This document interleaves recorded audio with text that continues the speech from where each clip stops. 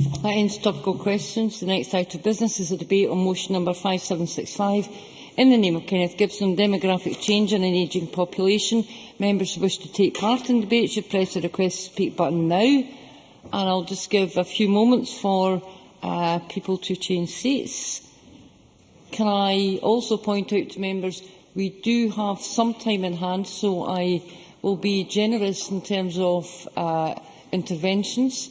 I call Kenneth Gibson to speak to and move the motion on behalf of the Finance Committee. Mr Gibson, you have 14 minutes. I'll just add another 10 minutes if that's okay then, Presiding Officer. No, it's not, Mr Gibson. You're chancing your arm now. Presiding Officer, I am pleased to open this debate on the Finance Committee's inquiry and report into demographic change and ageing population. I'd like to thank my committee colleagues, our clerks and all those who gave evidence.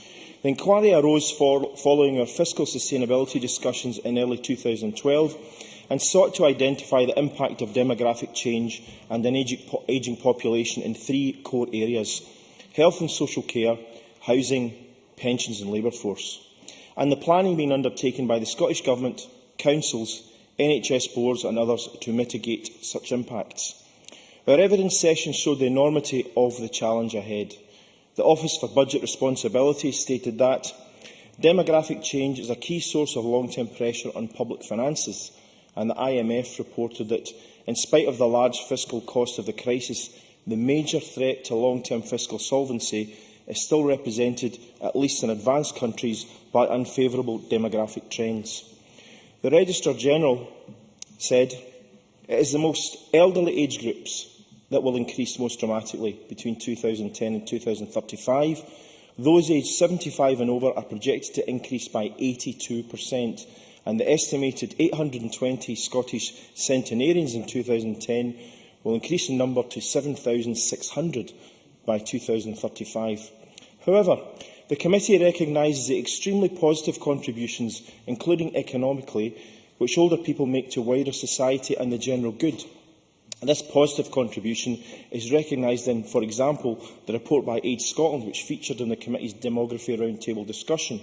The Cabinet Secretary for Finance, Employment and Sustainable Growth also acknowledged the vibrant contribution which older people can make and who fulfil a great commitment to their communities.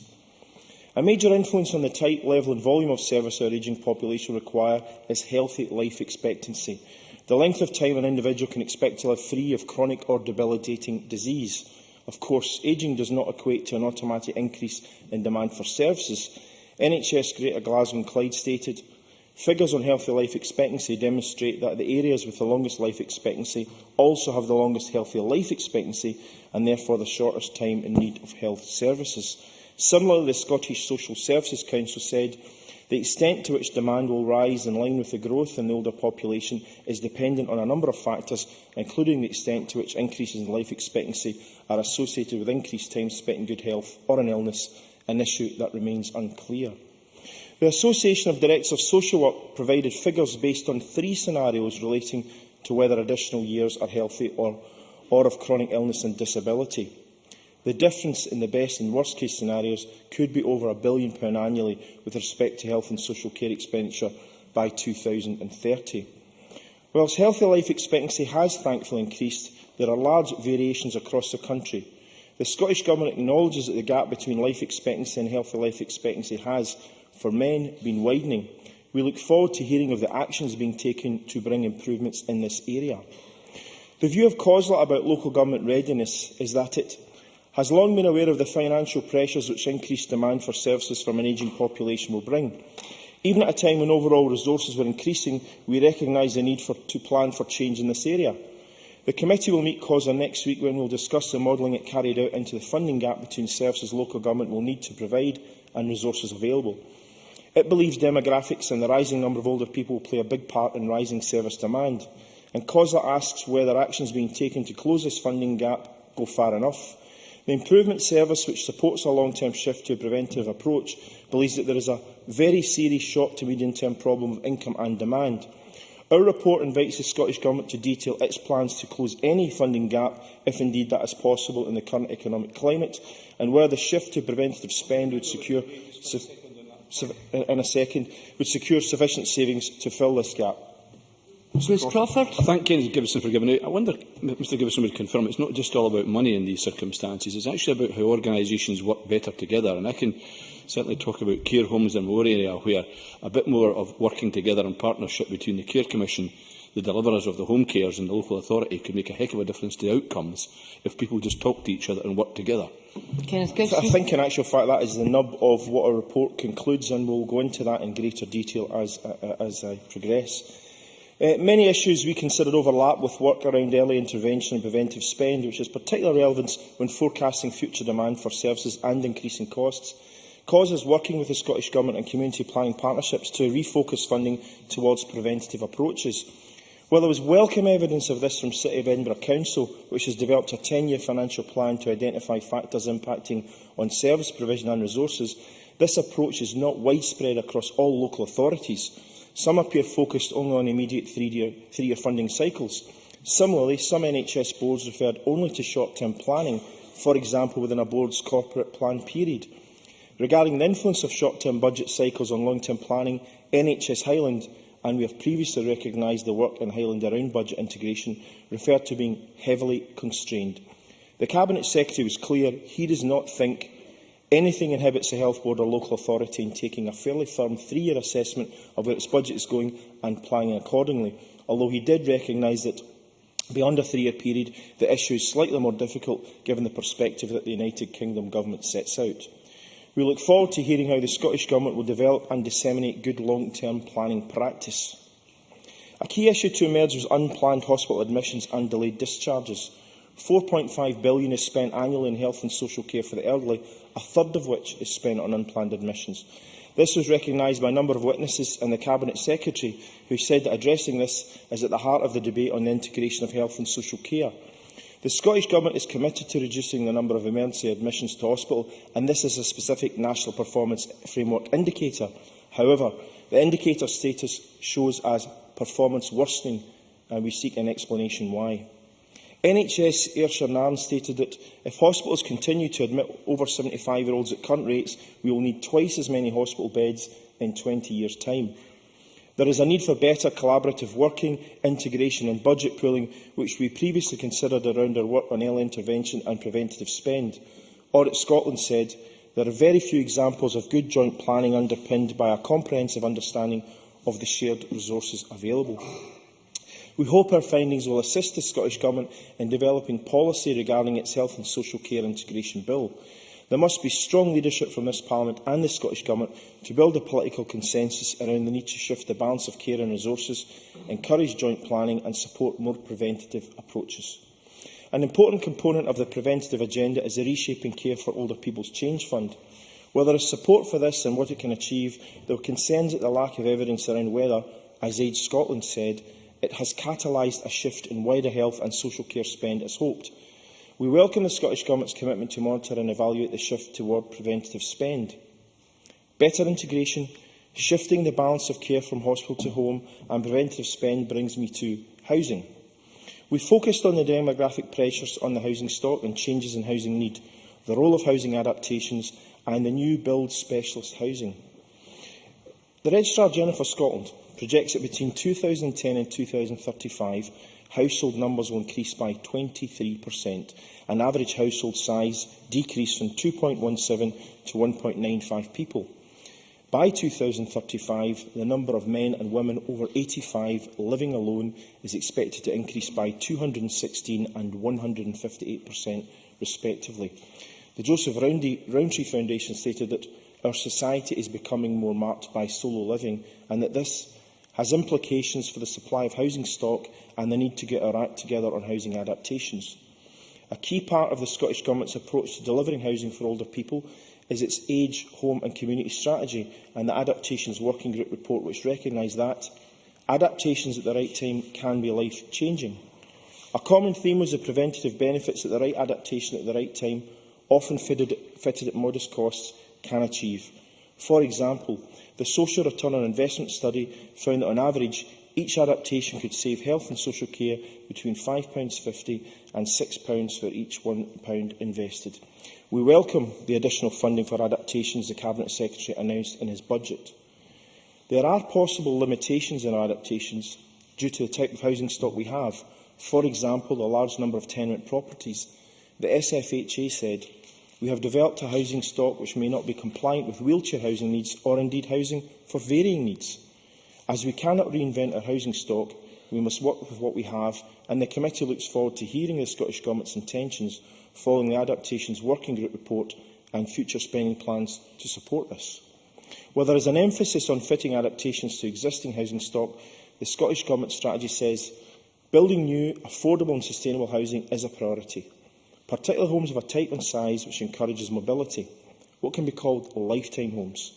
The Chartered Institute of Housing in Scotland indicated that without new specialist housing, some people would remain in their current homes, pressuring the adaptations budget. Of course, some homes cannot be adapted, for example, to allow wheelchair use, and the Cabinet Secretary spoke of the importance of addressing this to ensure we have housing stock that is appropriate for the needs of individuals at given times in their lives. Integration of health and social care services is vital.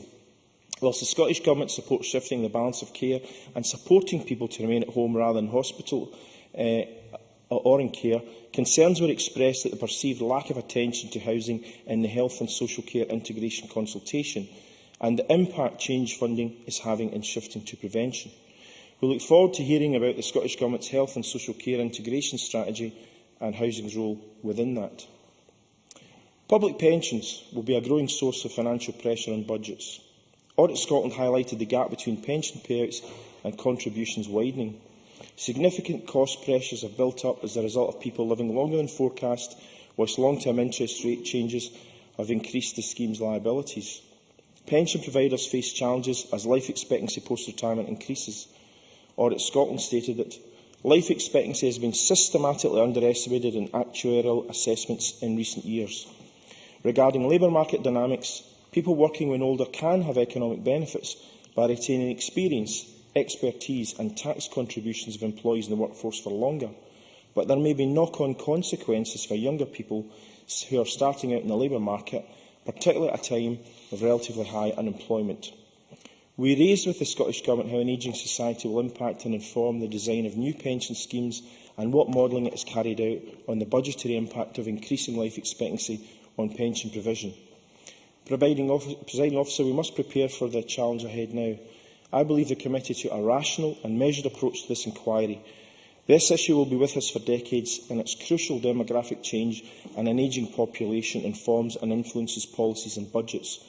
We hope our report makes a helpful contribution to the ongoing and essential debate on how we radically reform the way our public services are delivered in response to an ageing society.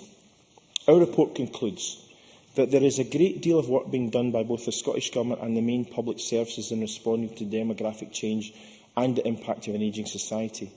But there would appear to be a lack of real progress in addressing some of the main challenges and barriers which prevent the necessary cultural and structural changes required in the way our public services are delivered.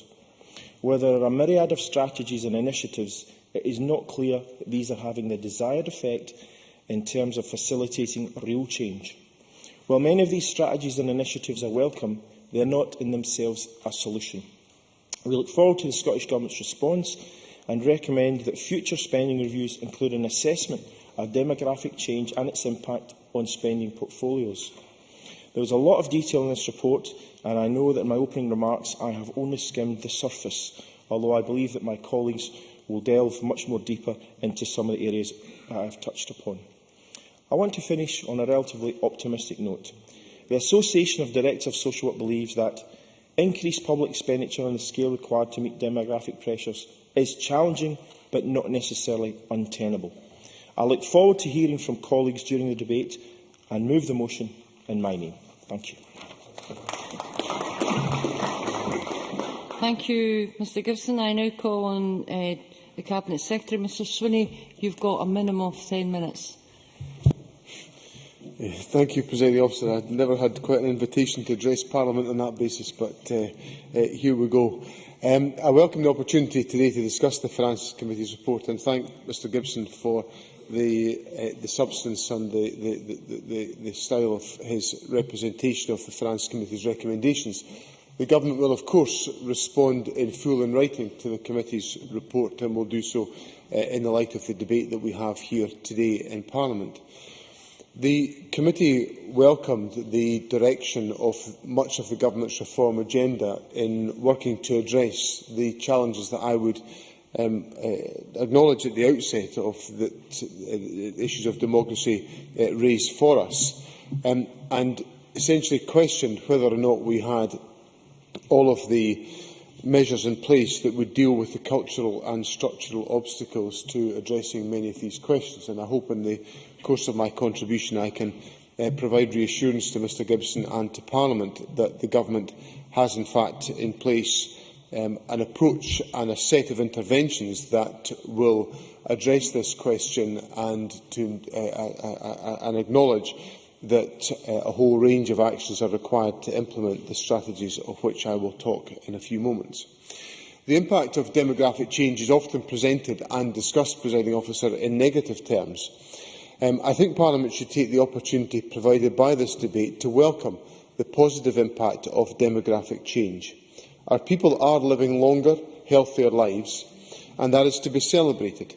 We must recognise and build on the considerable skills, expertise and insight of older people, and we must ensure that we, as a society, properly and fully make the most of this significant resource. The Government's response to the issue of demographic change is anchored in our commitment to improving outcomes for all of Scotland's people, including our older people, and this approach drives the Government's policy approach to public service reform. It is these reforms and the consideration of these reforms that lie at the heart of today's debate. Taking our lead from the strong direction laid down by the Christie Commission, the Government is acting to strengthen collaboration and partnership between services, driving a stronger improvement culture, further embedding preventative approaches and ensuring that the skills, the capacity and the knowledge of local people, communities and the people that they serve are fully used to improve outcomes. And this point essentially gets to the nub of the intervention that Mr Crawford made in Mr Gibson's speech, that this debate cannot only be discussed as a debate around money and the availability of resources. It must also be a debate about the way in which we structure and ensure public services interact with each other to improve the performance and the effectiveness of those public services. In pursuing that improvement of outcomes, I would particularly like to acknowledge the key and increasing role that will be played in this process by the third sector. The third sector's knowledge of local areas and their population, their expertise in engaging people and their position in community planning partnerships is an essential part to our approach to reform. By the end of the current spending review period, we will have invested over £190 million in developing the capacity of the third sector to enable that sector to play a more significant role in delivering the nature of public services in the years to come, which is very much the point that Mr Crawford was making in his intervention. We have also already acted to strengthen arrangements for community planning and adult health and social care to drive discussion locally about how services can meet the needs and the aspirations of different communities, both now and over the longer term. In developing new single outcome agreements, community planning partnerships have been asked to consider how all partners will work together to improve outcomes for older people, one of the 6 key policy priorities that the Government has set for these community planning partnerships in consultation with our local authority partners. Through the framework of national outcomes, the Government economic strategy and the infrastructure investment plan, through our response to the Christie Commission, our 2020 vision for the NHS, our 10-year strategy for housing for older people, our strengthened relationship with local government and the community planning framework, and a range of other strategic programmes, the Government has set out a clear, consistent and decisive course to put Scotland's public services on a sustainable footing. Our focus on outcomes and collaborative working has helped maintain public services within an increasingly tight financial environment and will continue to do so, because as part of managing that tight financial to operate within that tight financial management, there must also be a process of reform undertaken to ensure that public services are sustainable. In taking this approach, we have been clear that the existing model of service provision will have to change, and we have advanced in a whole variety of different areas the initiatives that will ensure that change is undertaken and public services made sustainable for the future. Projected increases in demand, the financial horizon, along with the crucial need to drive up outcomes for all and reduce inequalities, provide a compelling backdrop for the change that I have just talked about. Our response necessarily, in some circumstances, involves some structural change, such as our programme of police and fire reform, but in most other cases we are establishing new ways of working that capitalise on the full set of resources and expertise we have available to us in Scotland. Presiding Officer, I recognise that delivering such change is rarely easy or straightforward. Improvement in practice is all about implementation and requires bold decisions and collaborative action. Despite the financial and economic context within which we operate, we are seeing progress being made now across Scotland, with local partnerships operating to improve health and other outcomes for older people and to embed a more preventative approach. In the area that I have the privilege to represent, the Perth and Kinross Healthy Communities Collaborative is a community-led health promotion initiative which helps older community volunteers empower other older people in their communities to prevent problems occurring and enhance their ability to lead independent lives. In 1 year, they realised a 34% reduction in falls in care homes and helped to reduce social isolation, strengthen communities and encourage collaborative working between public services and local volunteer organisations. In Highland, the Council and NHS Highland are developing integrated services covering all aspects of health and social care, with NHS Highland acting as the lead agency for adult services and the Council as lead agency for children's services. This innovation is leading to transformation of the way that key caring services are delivered. I certainly will. John Mason. I note that the Cabinet Secretary is mentioning Highland, which I think we've all accepted is an extremely good example. Has he got any suggestions as to how we can spread out good examples, roll out good examples across the country? Well, I think Mr Mason touches on an absolutely fundamental point in this process, and one of the remarks I plan to come on to is about the Early Years Collaborative that the Children and Young People's Minister, Aileen Campbell, is taking forward, which essentially brings together practitioners, and the most recent interactive discussion with the collaborative involved about 700 people meeting together from all community planning partnerships in Scotland to essentially learn the lessons of good practice in that area of policy and to ensure that those relevant lessons of good practice could be shared more widely across the country. And the challenge that Mr Mason highlights is absolutely fundamental to ensuring that the good examples that are taking place in different parts of the country are communicated and replicated around the country in an effective way. And the Early Years Collaborative is perhaps the best example of how that is being undertaken at present, but there are many other examples of how the Government, working with our local authority partners and the Improvement Service, is essentially championing some of these different approaches around the country. There are a number of other projects which I think are worthy of some attention. In East Renfrewshire, a preventative partnership initiative allows vulnerable residents who use the local telecare and community alarm service to receive fire safety advice and provides them with a radio-linked smoke detector to alert SafetyNet, the Council's 24-hour telecare monitoring and response centre, ensuring potentially devastating accidents are detected at the earliest possible moment, a risk of which arises out of the fact that people will be living in their own homes for longer and enduring other challenges and issues in the process. Total Neighbourhood is a place-based approach being taken forward in the east of the City of Edinburgh, involving a range of agencies, including the Council, the Police, the Health Service, the Third Sector and community groups. It looks at how money is spent in the area, uses practitioners' experience and builds community engagement with the aim of making all services work better for all sections of the community. The Renfrewshire Council, Strathclyde Police and Strathclyde Fire and Rescue Service have developed a strong partnership approach to ensuring community safety and public protection in the area, which is also delivering results. It's an evidence-based approach which has supported a reduction in levels of violence in the community, which has, of course, improved the quality of life and the sense of public safety, which is, of course, important in many respects of this activity. So there are a range of very strong examples being undertaken around the country, Presiding Officer, and the point that I made to Mr Mason a moment ago is that we have to live up to the challenge of ensuring that that message is widely understood around the country and replicated where there are examples of good practice. I've referred to the Early Years Collaborative, which has been a method of drawing together all practitioners in this area to understand some of the really groundbreaking work that's been undertaken as part of the GIRFEC agenda, the Getting It Right for Every Child agenda, and the Early Years Framework. And that is providing us with strong confidence that good practice is being replicated in a number of areas of the country. The Government itself has taken forward a focus on improvement in public services, with a major gathering of public servants focused on the improvement agenda that has given rise to the framework that delivers some of the change that I have talked about and replicates that around the country.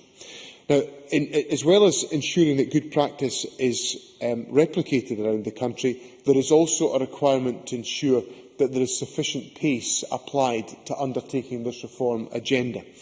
And this is a theme which I regularly discuss with public servants, to ensure that the organisations that are responding to some of the strategic challenges issued by government do so with sufficient pace, sufficient energy, and I will be repeating that message when I address the Convention of Scottish Local Authorities Conference later on this week, who are major players with and partners with us in taking forward the reform agenda.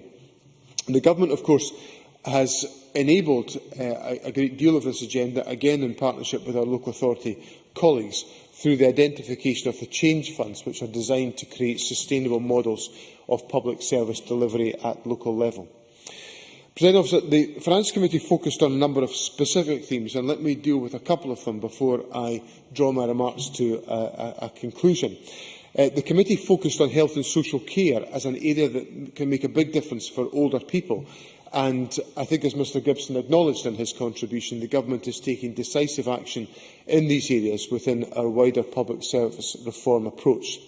The Reshaping Care for Older People programme and the Strategy for Housing for Scotland's Older People are already supporting focused responses to some of our key challenges. We know that extended stays in hospital reduce healthy life expectancy, and they also drive up cost. We therefore provide free personal and nursing care to allow people to be treated as far as possible in their own homes. We are driving forward the integration of adult health and social care, improving care for older people by placing the individual at the heart of these services. Through the work of local partnerships and the Joint Improvement Team, we are currently on course to reduce the rate of emergency inpatient bed days for people aged 75 and over by at least 12% over the 5 years to 2014-15.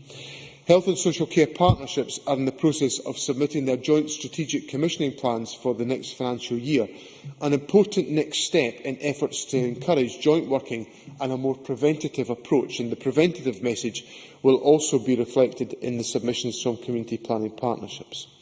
We are also taking a considered long-term approach to key issues that affect older people, such as dementia, with our second three-year dementia strategy due to be published in June, and sensory impairment, with consultation due to start shortly on a planned 10-year strategy in this area. The committee also looked at the question of pensions and the sustainability of pensions, and as Parliament will know, much of the regulatory oversight and the design of pension schemes is reserved to the United Kingdom Government. However, in terms of the negotiations that the Scottish Government has initiated with the relevant workforces, we have taken forward an approach which has required pension schemes to fit within the financial constraints applied by the United Kingdom Government as part of the reform agenda, that we have set out the principal position that pension schemes should be career average revalued earnings, care schemes for short, and that these schemes should be operational from April 2015, recognising at all times, as has been the Government's position throughout the pensions reform debate, that pensions must be affordable, sustainable and fair to all relevant and interested parties. Presiding Officer, in drawing my remarks to a conclusion, the committee's report highlights the importance of reflecting demographic changes in the design, planning and management of our public services. In this respect, the committee has specifically asked that this be included as a theme in the spending review. I would like to reassure the committee that the questions of demography, of demand for public services, are all reflected in the existing consideration that goes into a spending review, and we obviously must consider many of these questions through the scrutiny of the equalities issues that will underpin much of the judgment that we are taking forward. So in meeting that challenge of addressing the demographic changes that are required, I believe the Government is responding decisively. We believe a substantive part of our approach will be delivered by maintaining the focus on an outcomes-based approach, and our ambitious programme of public service reform is designed to do that. The decisive shift to prevention-oriented public services is another key element of how we ensure services meet the demands of the public. And fundamentally, if we design public services that have the individual at their heart, which is the direction of the Government's approach, then I am absolutely confident that we can meet the challenges that the Finance Committee has laid down to us today. The Government is committed, Presiding Officer, to ensuring that we establish a positive, sustainable vision for the future of Scotland, and we will take that forward for all of our citizens, and particularly our older people. My thanks, Cabinet Secretary. I now call Ken McIntosh. Mr McIntosh, you have a very generous 8 minutes.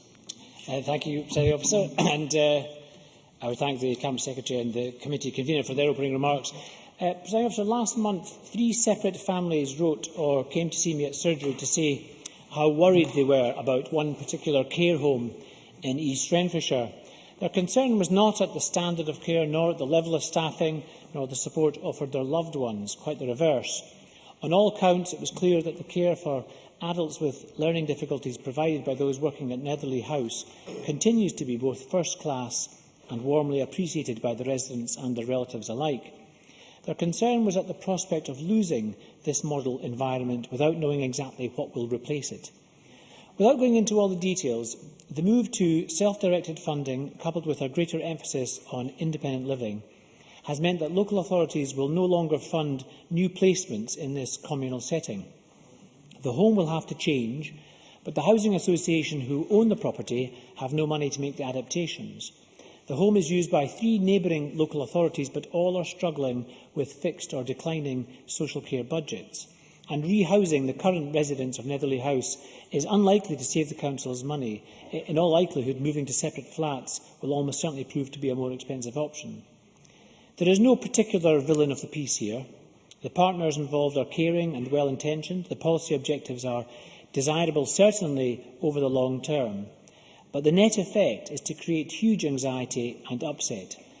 And in the context of the demographic changes highlighted by the Finance Committee in this excellent report, I thought it illuminated at least some of the challenges facing our public authorities. We need to adapt our housing stock to meet the needs of our population, but the housing budget was cut last year and will reduce again next. We support preventative spend, but the savings may not be realised for decades to come, and in the meantime, the process of change may involve greater costs, not less. And all of this is taking place against a backdrop of austerity and an attack by some on the whole ethos of state-run public services. These reforms may result from policy directives, but they are not planned in any coordinated or joined-up manner. Presiding Officer, this report from the Finance Committee is a welcome contribution indeed to one of the most important public debates facing our country.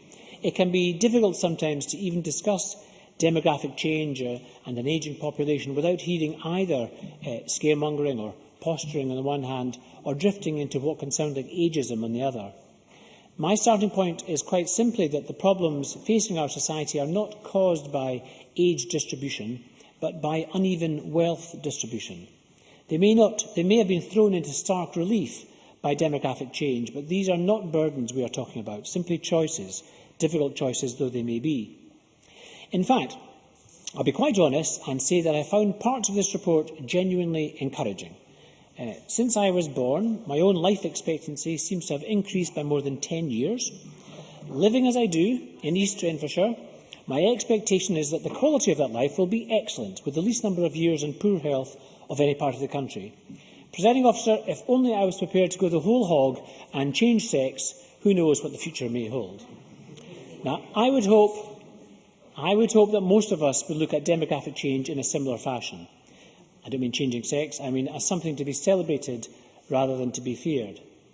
But unfortunately, the flip side of these statistics is that to be born or brought up in some parts of Scotland is to suffer from health inequality of the most invidious kind. The Economic Advisor to the Committee, Professor David Bell, vividly reminded the Committee of the train journey in Glasgow, in which life expectancy for men declined by 2 years and by women by a year and a half, with every station between Jordan Hill and Bridgeton. The Finance Committee, in fact, noted that not only does Scotland have one of the lowest life expectancies in Western Europe, but according to the Scottish Government, the gap between life expectancy and healthy life expectancy has for men actually been widening. I was very pleased that the committee then went on to ask the question what, if any, comparative research the Scottish Government has commissioned to explain the reasons for this, and further to conclude that it supports the recommendation of Audit Scotland that the National Performance Framework is updated to include national indicators to specifically monitor progress in reducing health inequalities. Presiding Officer, what struck me about the report, which is perhaps not that unusual, or certainly shouldn't be that unusual in this Parliament, is that there is clearly a broad sense of agreement across the parties around how we approach many of these potentially thorny issues. But there is far less consensus about how we translate that supposedly shared agenda into action. So, for example, all of us are anxious not to portray older people as a problem, and indeed welcome the many ways our society could gain from this shifting pattern of age distribution. In policy terms, we recognise the benefits of independent living and supporting older people in the community, including in helping to reduce hospital admissions. We are trying to place greater emphasis on quality of life and not just life expectancy. We are agreed about the desirability of integrating health and social care, and there is widespread support for the whole agenda around preventative spend. Yet our political dialogue rarely reflects any of that agreement. The Christie Commission, the Beveridge Report and now the Parliament's own Finance Committee have all looked at the changing demography of Scotland and reached broadly similar conclusions about the need for a serious and informed debate about the way we deliver public services. But when the Labour Party mentions this subject, it is caricatured as some sort of attack on universalism. The section on housing in the committee report highlights the paradox between a government which identifies the investment that needs to be made in adaptations, but which does not then will the means to make that change. And I'm not simply referring to budgetary constraints here, and I agreed with Bruce Crawford on this point, but on the lack of a delivery mechanism. The report, in fact, asks why there would appear to be a lack of specific measurable targets within the Housing for Older People strategy, and on what basis the effectiveness of the strategy will be measured. On health inequalities, on housing and on planning, I thought this was an excellent report. I have to say I was slightly less convinced by the section on pensions. Some of the pension changes coming from Westminster are driven by demographic change. I believe others, including the bulk of the increase in contributions to the public sector schemes, are more to do with the current Chancellor's approach to government finances than to long-term pension planning. However, it is important that we continue to have a shared public debate in this matter, and I welcome the committee for raising this issue. As the committee points out, there is simply not enough long-term planning taking place in our public authorities. It is very difficult to break the short-term political cycle. But if those of us who are part of supposedly social democratic parties cannot agree on a long-term strategy to help our public services adapt, we will find ourselves descending into a cycle of cuts and crises. To quote from the committee report again, the committee notes that shifting the balance of care will require a shift in resources, which may not always be popular, and recommends the need to build a strong political consensus around this issue, which will require strong leadership from both the Scottish Government and the Scottish Parliament. Strong leadership. Now, to my mind, that means moving on from reports such as this, which highlight the extent of the problem, to the Scottish Government laying out what it sees as the potential solutions. As the report highlights, if Edinburgh City Council can draw up plans suggesting where we might want public services to be in 10 years' time, there is little or no excuse for the Scottish Government not to do so. Presiding Officer, the care provider, the Housing Association and the 3 local authorities supporting residents in Netherley House in my constituency have agreed to work together and, crucially, to involve the families concerned in trying to find the best way to continue to care for some very vulnerable individuals. That does not mean that everything will automatically be all right, and quite frankly the families remain both apprehensive and slightly sceptical. But the Scottish Government could do worse than taking a leaf out of their book, a similar practical approach, and recognising the responsibility for leadership and planning that rests on its shoulders. And I commend the committee on its report today. Thank you, Mr McIntosh. I now call Annabel Goldie. Ms Goldie, you've got a minimum of 7 minutes. Presiding Officer, thank you. Can I explain to the Chamber that my colleague Gavin Brown would normally participate in this debate, but he's unable to be present, so I have been shipped in. And on the basis that ignorance is bliss, it is a great pleasure to speak in this debate. And as the Presiding Officer is actively encouraging loquacity, I, Presiding Officer, am your woman. Seriously, the subject under discussion could not be more important, and I also, as other speakers have done, commend the Finance Committee for both undertaking such a timely and significant inquiry and for producing such a useful report, which I found both illuminating and helpful. And as Mr Gibson said, the IMF identified this issue a number of years ago, and I do think it's worth repeating their quote from 2008, which was, in spite of the large fiscal cost of the financial crisis, the major threat to long-term fiscal solvency is still represented, at least in advanced countries, by unfavourable demographic trends. And the Finance Committee report aims to identify the impact of the demographic trends in Scotland and then examines the planning being undertaken to mitigate that impact. And it does so, as other speakers have indicated, across several strands, including health and social care, housing, pensions and the labour force. And the report rightly looks at the financial impact, but it is worth making the point that there is an enormous and positive contribution made by older people right across Scotland. So while we face demographic challenges, the vital work done by many older people means that we also have potential demographic opportunities.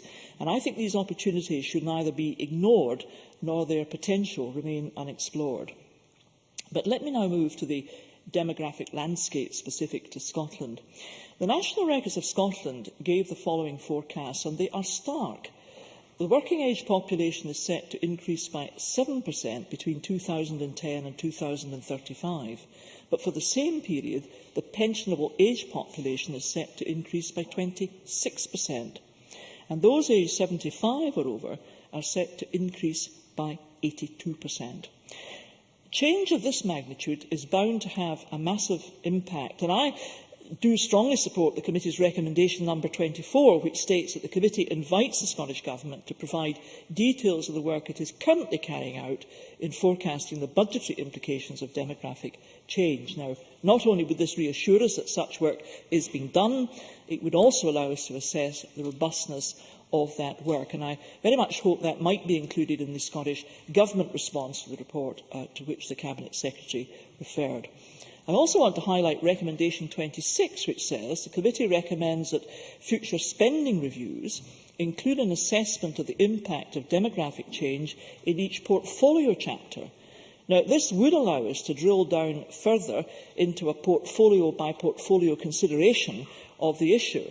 I think that would be an important advance in understanding better both the focus and priority of spend.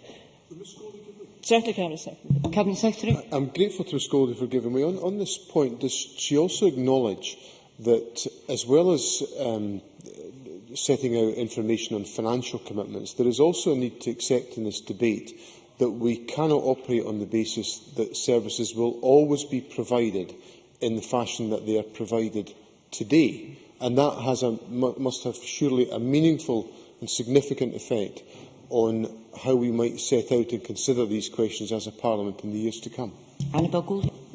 I have to say to the Cabinet Secretary, where I am concerned, he's pushing an open door. I have always believed that we should never be shy of looking at how we deliver our public services, and I think there are now many contributions to that debate coming forward, and they certainly merit serious consideration.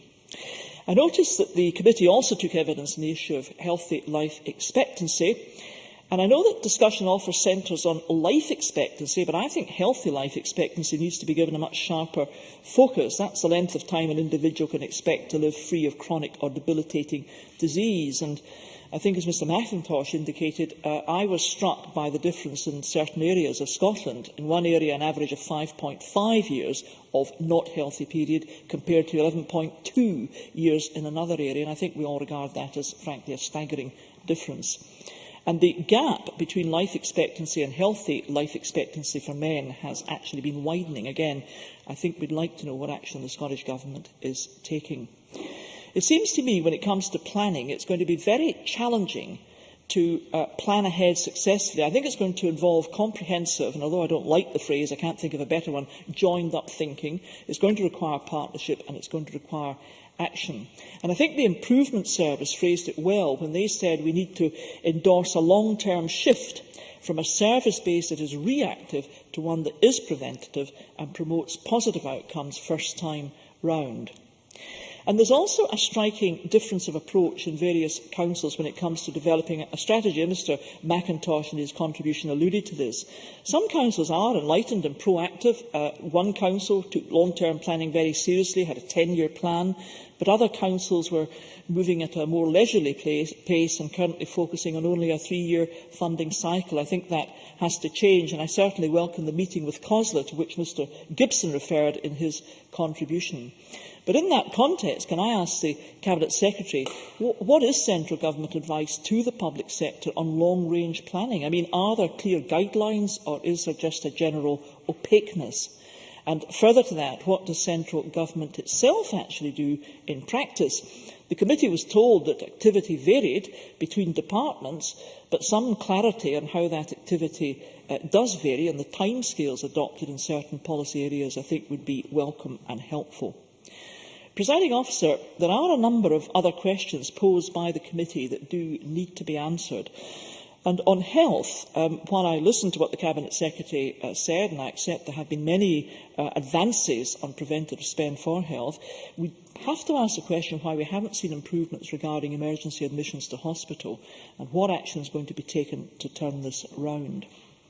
And on the broad issue of preventative spend, again, my party is more than sympathetic to deploying resource to that objective. In fact, I have to say, Presiding Officer, that the new drug strategy for Scotland, which my party insisted was delivered in 2008, focusing on recovery, is all about trying to help people in advance, support people in their addiction, and have a much more positive destination at the end of all that. The Cabinet Secretary himself referred to my home patch of Renfrewshire, and he is right. There are some very successful community safety initiatives taking place there, and indeed I know and one or two others in the Chamber contributed to a debate which I tabled on street stuff in Renfrewshire, and that is a strikingly impressive example of what happens when all the main partnership agencies get together and deliver a very welcome and a very meaningful improvement. And I certainly welcome the funds set aside in general for preventative spend, but I think there's a broad question about how does the government ensure that the fund is actually going on genuine preventative spend, and how is that measured? I'm not pretending it's easy, but I think there is a need to focus on that. Housing has already been covered in the debate, and certainly Housing for Older People strategy is a good idea. I'll probably be a beneficiary of it in the not-too-distant future. But where are the measurable targets and the corresponding budgets? Presiding Officer, in conclusion, can I commend the committee again for what I think is a very good and a very constructive and a very helpful report. And I would like to just finish by quoting from actually the very last paragraph in the report, and I think it echoes what Mr Macintosh was talking about. It's paragraph 256, and it says that both this committee and its predecessor have consistently called for the need for more effective collaborative working across the public services, including the need to pool resources and to share good practice. There's also a need to develop a more performance-based and target-based approach as a means of measuring the effectiveness of all the various government strategies and policy initiatives. And the committee says that, in turn, would provide an increasing evidence base for accelerating the cultural and structural change which is essential if the challenges of demographic change and an ageing society are to be met. And I think that paragraph gets right to the nub of the issue. And I very much hope that the committee, presiding officer, might think of performing a standing role of vigilance on this whole issue, because I think the committee has a very important locus to adopt in that respect. Can I say in conclusion, presiding officer, I look forward to seeing the formal response from the government and indeed listening to the rest of the debate. This is an issue that will straddle several governments and several parliaments, but it is vital that in Scotland we do try to get it right. Thank you, Ms Goldie. We now move to the open debate. We have a wee bit of time in hand, so if you wish to take interventions, you will be compensated. I call Fiona MacLeod, followed by Malcolm Chisholm. Thank you, Presiding Officer. Can I start by being very positive and quoting from Dr Siddiqui at today's Time for Reflection, when Dr Siddiqui said, "The most rewarding life is a life of giving." And I think that's very relevant to today's debate talking about demographics, and it's how we should look on the demographic challenge that's facing us, because our older relatives give us so much. I want to concentrate my debate on talking about housing for older people, and the Chamber won't be surprised that this is an issue I want to take up, given that Strathkelvin and Bearsden has one of the highest rising elderly populations in Scotland. We've heard a lot of the projections for 2035 for the whole of Scotland, and for East and Bartonshire, the Registrar General's projection is that there will be a decline in all age groups. I do have to doubt that a wee bit, except 65 to 74 years age group and the 75 plus age group. Across East and Bartonshire, by 2035, in the 75 plus age group, it's expected that our numbers will rise from the current 9,000 to over 17,000. That's an 88% rise in 22 years of those living above the age of 75. And my family are doing well, contributing to that at the moment, with my mum being 84 and my father-in-law dying just 5 weeks short of his 100th birthday last year, both residents in Strathkelvin and Bearsden. So I think these figures that we're talking about are actually something that we should be incredibly proud of, the fact that people are living longer and are living better lives. But it also deserves forethought and planning. And there is evidence, much evidence, of the importance of appropriate housing for older people to ensure that we live those long and better lives. Appropriate housing for older people maintains independence, but it also prevents social isolation. And we've heard also that... Certainly. Sandra White. Thank you. I thank the member for taking an intervention. I'm very interested in the point that she made. Would you say then perhaps that, as we're looking at reviewing the Scottish planning policy, perhaps something to do with housing for older people could be looked at or included within that planning policy review? Fiona MacLeod. Thank you, Ms White. You've just taken away a whole section of my speech, which I was just coming to.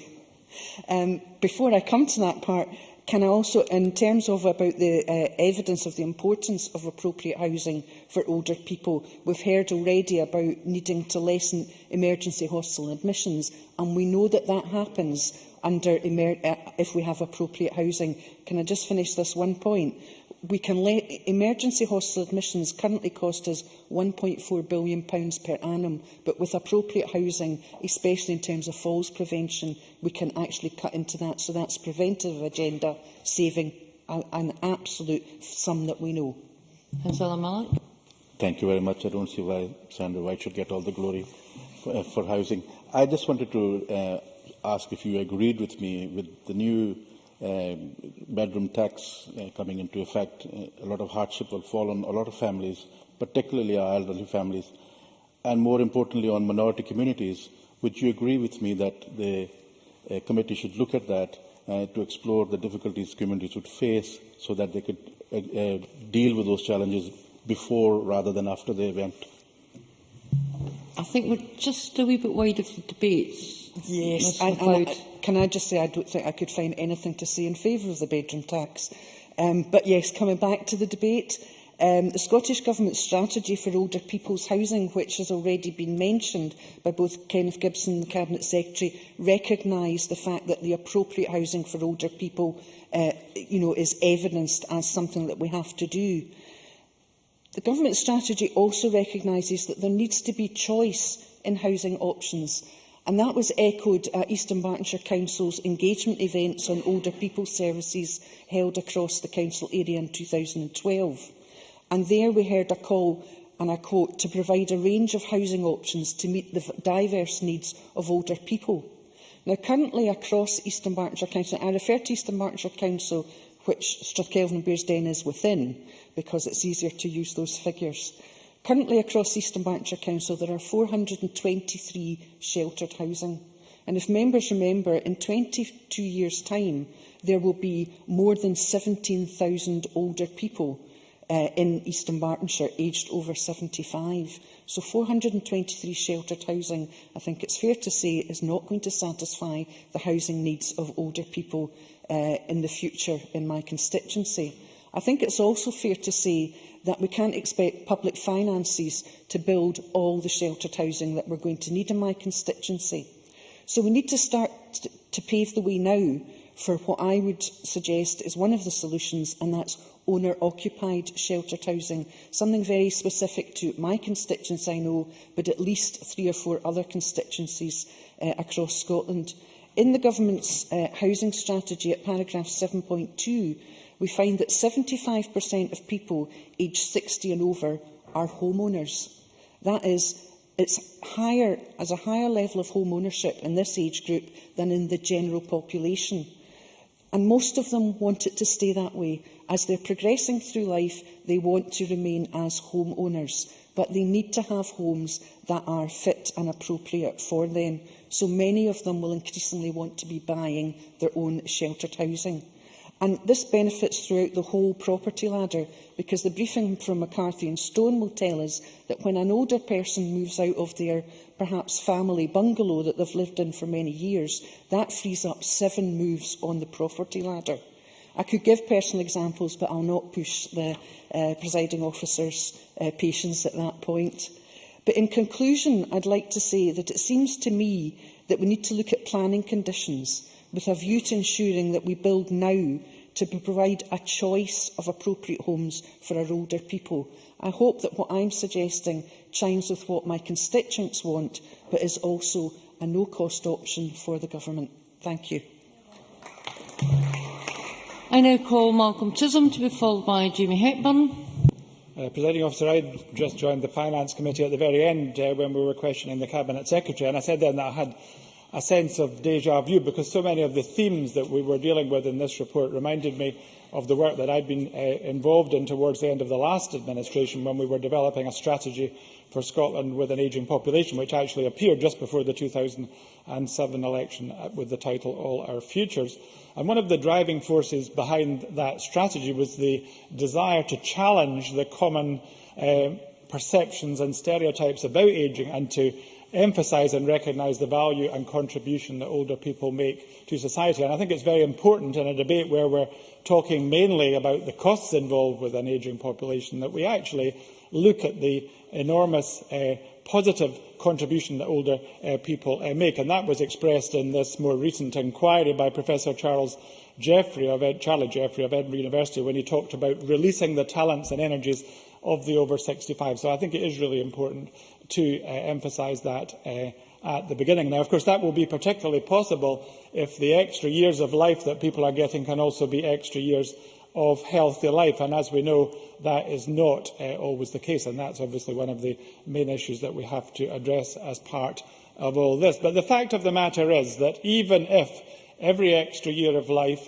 equates to an extra year of healthy life, we will still be spending more people on older people, as the table on page 11 of the report emphasises. I think that's a very important table. It says that if we were to ensure that every extra year of life became an extra healthy year, we would, in fact, be spending £1 billion less in 2030 than in the worst-case scenario of people having more and more years of unhealthy life. But the other side of that table is that even on the best-case scenario, we're going to be spending a whole lot more on older people by 2030 and indeed long before, unless we change the way that we deliver services. And the main change that's already been highlighted is the doubling of the over 85 population by 2030, with the inevitable increase in dementia and various other factors. So changing the way we deliver services has to be the main conclusion that we draw from all this, and in a kind of way the need to change has been crystallised in this report and indeed in previous reports by focusing on emergency admissions to hospital. And I think it was the Cabinet Secretary at the session I referred to who reminded us that £1.4 billion is spent on emergency admissions to hospital, and that's more than the whole social care budget of £1.2 billion. And that issue of emergency admissions has been a focus for this government and the previous administration. It was probably the main theme of the David Kerr report in general and the action group on older people, part of that report in particular. And I still look at that action group report on older people, which was part of the David Kerr report, as one of the key documents for explaining the kind of changes to the delivery of care for older people that are required. And just to summarise some of the things it said we have to change our focus from episodic care to sustained coordinated care. We need a proactive, anticipatory approach which identifies those older people with the most complex needs and provides sustained care at home and in local settings. And clearly, they also said increasing integration of health and social care and services organised around the user were a key part of that. So we've been talking about this for 10 years at least, and it has to be said, and I'm not particularly blaming the current government because we didn't do any better. We are not reducing the number of emergency admissions. So I think it is a very important recommendation from the committee that we should have some research that finds out why that is not happening. Although I have to say the Cabinet Secretary's reference to collaboratives is perhaps even more important than research, because there is a lot of good practice out of there. There are lots of good examples of people making the kind of changes that everybody knows are necessary. There are good examples, but they're just not common enough or universal enough. So just as the collaborative is spreading good practice beginning to in early years, just as we read in the Scotsman this morning about the excellent work of the Patient Safety Collaborative, I think possibly a collaborative that focuses on this issue about how to shift care from the acute sector into the community would be incredibly worthwhile, because it's probably the most important issue that we face in the whole of health and social care. Now, housing, moving on quickly, is also a central part to the integration agenda, although I know there were concerns that it wasn't covered in the original consultation on health and social care integration. I think that may have changed since then, and no doubt we'll hear more about that on Thursday. Now, obviously, part of that is smart housing and electronic systems monitoring safety, and the more of that we have, the better. Telecare is obviously what it's often called. We need, obviously, we also need, as the report emphasises, more adaptations. But my own council, the City of Edinburgh Council, emphasised the limitations of adaptations, particularly where there is so much tenemental property as in Edinburgh, and emphasised the need for new supply. Now, I won't do my standard housing speech, the Cabinet Secretary will be pleased to know, but I would just remind him of what the City of Edinburgh Council told us in this inquiry, that there will be a 43% growth in the number of households in Edinburgh between 2010 and 2035. So if that doesn't highlight the need for new supply, I am not sure what does. Now, there is a housing strategy for older people, but our report does note that there was a degree of concern about the absence of benchmarks and indeed specific resources for that. So housing is crucial and more needs to be done. Now, in conclusion, we have a new presiding officer. I don't know whether I'll get as much latitude as was suggested by the previous one. Indeed you can. So I'll just conclude with 2 points. Firstly, again, sticking with the theme of the City of Edinburgh Council, the report highlights and praises the long-term planning that the City of Edinburgh Council has been undertaking, unlike many other councils. And there's particular reference to a 10-year financial plan, but obviously in terms of its scenario planning for housing and other issues, they're looking to 2035 at least. So I think in that regard, and possibly in other regards, now we have a new council in Edinburgh, Edinburgh is a model for the rest of Scotland. But in conclusion, the fundamental conclusion we must draw from this report is we need to deliver services differently. And if I can just finish with a brief quotation, I don't know if any of you follow Audrey Burt's blog. She was director of Breakthrough Breast Cancer until a month ago, and I think in a blog this week, she had one about the baby boomers and the implication for services. And in kind of way she encapsulates what people have been trying to say, but I thought she encapsulated it very well when she said, what we need is services that join and connect around people, are efficient and empowering for all. But to be achieved, people, that's people delivering those services, will need to give up their paths and work flexibly into their futures. Thank you very much. I now call Jamie Hepburn to be followed by Willie Rennie. Thank you very much, President Wilson. I join with others in welcoming today's debate, because this is and has been an important inquiry and is an important report. And unlike Malcolm Chisholm, I pretty much joined the committee at the opposite end of the inquiry. I joined at the outset of this inquiry. We've been very happy to be involved, and it's been, as I say, an important inquiry, and very interesting one too. And I suppose I should echo the convener's remarks in thanking the clerks for the support they provided to the committee and all those who gave evidence. The nature of Scotland's population is indeed changing. I want to quote pretty much directly from the report we debate today to set that out, starting at point 15 of the report. It says the National Records of Scotland highlighted in its submission that Scotland's population has been growing steadily in recent years. The latest estimates show the population on Census Day in 2011 to be 5,295,000, the highest ever since the 2001 census. The population has increased by 233,000, 5%. This represents the fastest growth rate between two census years in the last century. But it goes on to say the population has also become older over the last 100 years, with the proportion aged under 15 falling from 32% to 16%, while the proportion aged 65 and over has increased from 5% to 17%. And it goes on to set out the NRS projections also indicate that although the working age population is set to increase by 7% between 2010 and 2035, those of pensionable age will increase by 26% over the same period, a point made by Annabel Goldie. I noticed the number of births is expected to rise slowly for a few years from its current level around 58,900 before falling to around 56,500 by 2035. The decline in the number of births will contribute to the overall ageing of the population. And the next point, it goes on to set out again how the population is getting older again.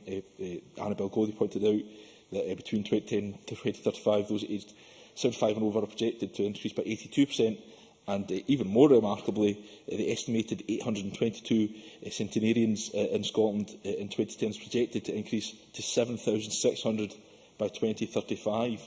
So that clearly demonstrates that the demographic base of Scotland is changing, and that of course raises questions about the nature of the services that are required and how we can sustain them. But I think we should be advised to be careful about the language employed in any debate on these matters. The convener, in his contribution, referred to point 6 of the report, where the committee, of course, had to report it because we were told that the IMF referred to unfavourable demographic trends. Well, I want to take umbrage with that terminology a little. I don't think it's particularly helpful to suggest that these are unfavourable demographic trends. I think it is important to recognise that people living longer lives is a good thing. And I think Fiona MacLeod made that point well, and I know that the Deputy Convener has raised this issue several times throughout the process of inquiry. And indeed, I was very happy to hear the Cabinet Secretary make that point in his opening remark as well. We should remember that older people are the volunteers who give of their own time, of their own volition, to work to support their communities. We also should remember that many older people provide vital care role for their families, and of course many older people have a disposable income that they spend to sustain our economy. I think all these things should be recognised and should by necessity form part of any considerations around the issues raised in the report we debate today, and more generally about how we support a population with that changed demographic base that I referred to. But we should also reflect, I think, that much has been done and much is being done to respond to the changed circumstances we find. Of course, we have free personal care for the elderly, and the amount being spent by local authorities on supporting free personal care services to older people in their own homes has increased from some 133 million in 2003-04 to 342 million in 2010-11. Now, some might argue that in itself poses a financial burden and poses questions about that scheme, but I think we should also reflect that this is a scheme that supports 77,000 vulnerable older people, and of course it means that more people are being cared for in the home rather than in hospital or care homes. Briefly, yes.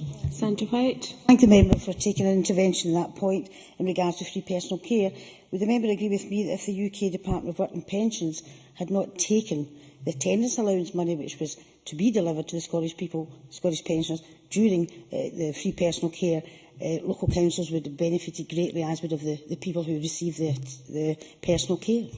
Jamie Hepburn. I would agree with that point entirely, although we see a number of changes that have been brought forward from that place in that time and through to now that I would argue utterly undermine the work from this Parliament by successive administrations in Scotland to try and deliver for older people and others in Scotland. But the point I was going to make is that more people are now cared for at home than before. In 2003-04, there was 32,870 such individuals. By 2010-11, it was 46,720, and that's good for the individual, but it's also good for the public purse, because according to Age UK, whilst it costs about £5,000 to provide personal care for someone at home, it can cost £25,000 plus per year for a person to be looked after in a care home. So that's, I think, a positive contribution towards this whole area. And we also see, of course, the Scottish Government committed to a preventative spend agenda, establishing the Older People's Change Fund, which was increased to £80 million in the last financial year, from £70 million in the year before. And of course we see NHS boards and the local authority partners working together in that regard. And I think again that demonstrates the importance of intervening early, a better outcome for the individual and also better for government funds as well. I could say a lot more, President Officer, but I see you're informed that I'm not allowed to, so let me conclude by saying I think that whilst this obviously does pose a challenge, I think we should be clear that it is a challenge, not a burden, that the work that is happening now and the work that can be brought forward, hopefully informed by this report, which I would commend to the Chamber, suggests that we're well capable of rising to that challenge. Thank you very much. I now call Willie Rennie to be followed by Sandra White. Thank you, Deputy President. There has been several mentions of telecare and the kind of new technology that's available for elderly people to be able to stay in their own homes. And I've previously been quite attracted to that new technology until this morning, when the battery ran out on my carbon monoxide detector and I was woken up at 5 o'clock this morning. But the second time I was woken up, I heard a very topical issue on the radio for this debate, which was around the UK lagging behind other countries in the world on life expectancy and healthy life expectancy. There's been much mention of the disparity between the poorest and the wealthiest areas within Scotland, and that is quite shocking, 56 in the east end of Glasgow, through to about 70 in East Dunbartonshire, just up the road. So we understand those differences, but what we should not forget is that other countries are making progress overall on health that we are perhaps lagging behind on. And Japan is one of the most significant countries that's made an awful lot of progress. And if you take East Dunbartonshire and compare it with Japan, there's 10 years of a healthy life expectancy between those two. So we should not take for granted and we should not be complacent about the progress that we still need to make for the future on this. It's not just about health inequalities, it's about overall health as well. So I think that's a very important point to remember, because we do celebrate the health improvements we've made, but there is an awful lot more work to be done as well. We have seen the early signs of not being really prepared for this change in our demographics. My colleague Jim Hume has mentioned numerous times about emergency hospital admissions, and he found that it's actually at a 10-year high for elderly people. So that's quite a significant number. That's not being prepared for what we knew was coming. And I accept, like Malcolm Chisholm, that previous governments have not done enough in this regard. I just hope we can get it right now, because Lord Sutherland was right. I mean, he was saying in the report that £4.5 billion is spent on social care for the elderly, but £1.5 billion of that is spent on emergency admissions. We need to make better use of that £1.5 billion so we can prevent those emergency admissions and give elderly people the better quality of life that they deserve. Now, I don't minimise the challenge that the Scottish Government has got. I recognise the financial pressures that it's under, especially with the reductions, I would say necessary reductions, in finance. But even if we were to have maintained those increases in finance that the Labour Government had delivered over a number of years, we would still have a significant gap between the demand and the money that we'd have available. We're going to have to change the way that this country works. And that's why I recognise what John Swinney says in many ways about we're going to have to look to new ways to deliver the services. Because if we carry on with the current model, it's just not sustainable. Not in terms of finance, but also in terms of personnel as well. We're going to have a radical change. And that's why, although we talk quite a lot about planning for the future, we still have a very short lifespan, timescale for considering these matters. Many of the councils are still only looking at 3-year cycles. Edinburgh, it's good that they're looking at 10 years, but we need to be looking much longer and beyond that so that we can make sure that we're future-proofing the services that are available. And some of the areas, I think, John Swinney made a very good point about we need to make sure that we shift from the kind of old style, old model of delivering services to the new model. But it's tough to do these things, because when you're shutting down services that are outdated in order to create space for new services to be created, people object. And that's where the challenge is. And that's why it's important that parliaments like this come together when we recognise that the old models of delivery are not sustainable and we need to move towards the new model, because people get attracted to buildings, they get attracted to old style of services.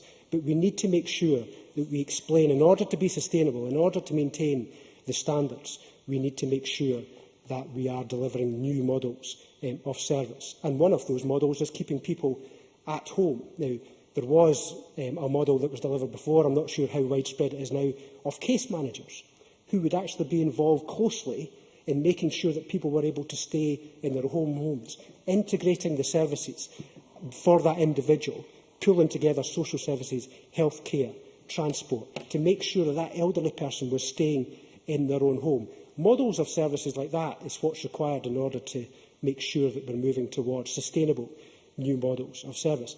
That's the immediate way of preventative health. And a lot of this is about prevention. But that's the immediate. How do we deal with the immediate crisis in many ways and avoiding that £1.5 billion of emergency admissions into hospitals? But we also need the medium term, and I would class that as the public health initiatives, the smoking, minimum pricing on alcohol, which we supported, and on diet. And that's why it's important when we've got the smoking strategy that it comes out with real meaningful targets and real meaningful measures, and if we don't just set targets that aren't actually going to be delivered because we haven't taken the action. But Dr Harry Burns is interesting in this regard. He's saying that it's important to do that work about smoking, minimum pricing and diet. But that in itself is only medium term. We need to do much more of the longer term to change people's life chances for the future. He's very he's very aware that we need to move towards enriching early life, because that's the best hope of intervening on the kind of irrational cycle of disadvantage that continues over a long period of time.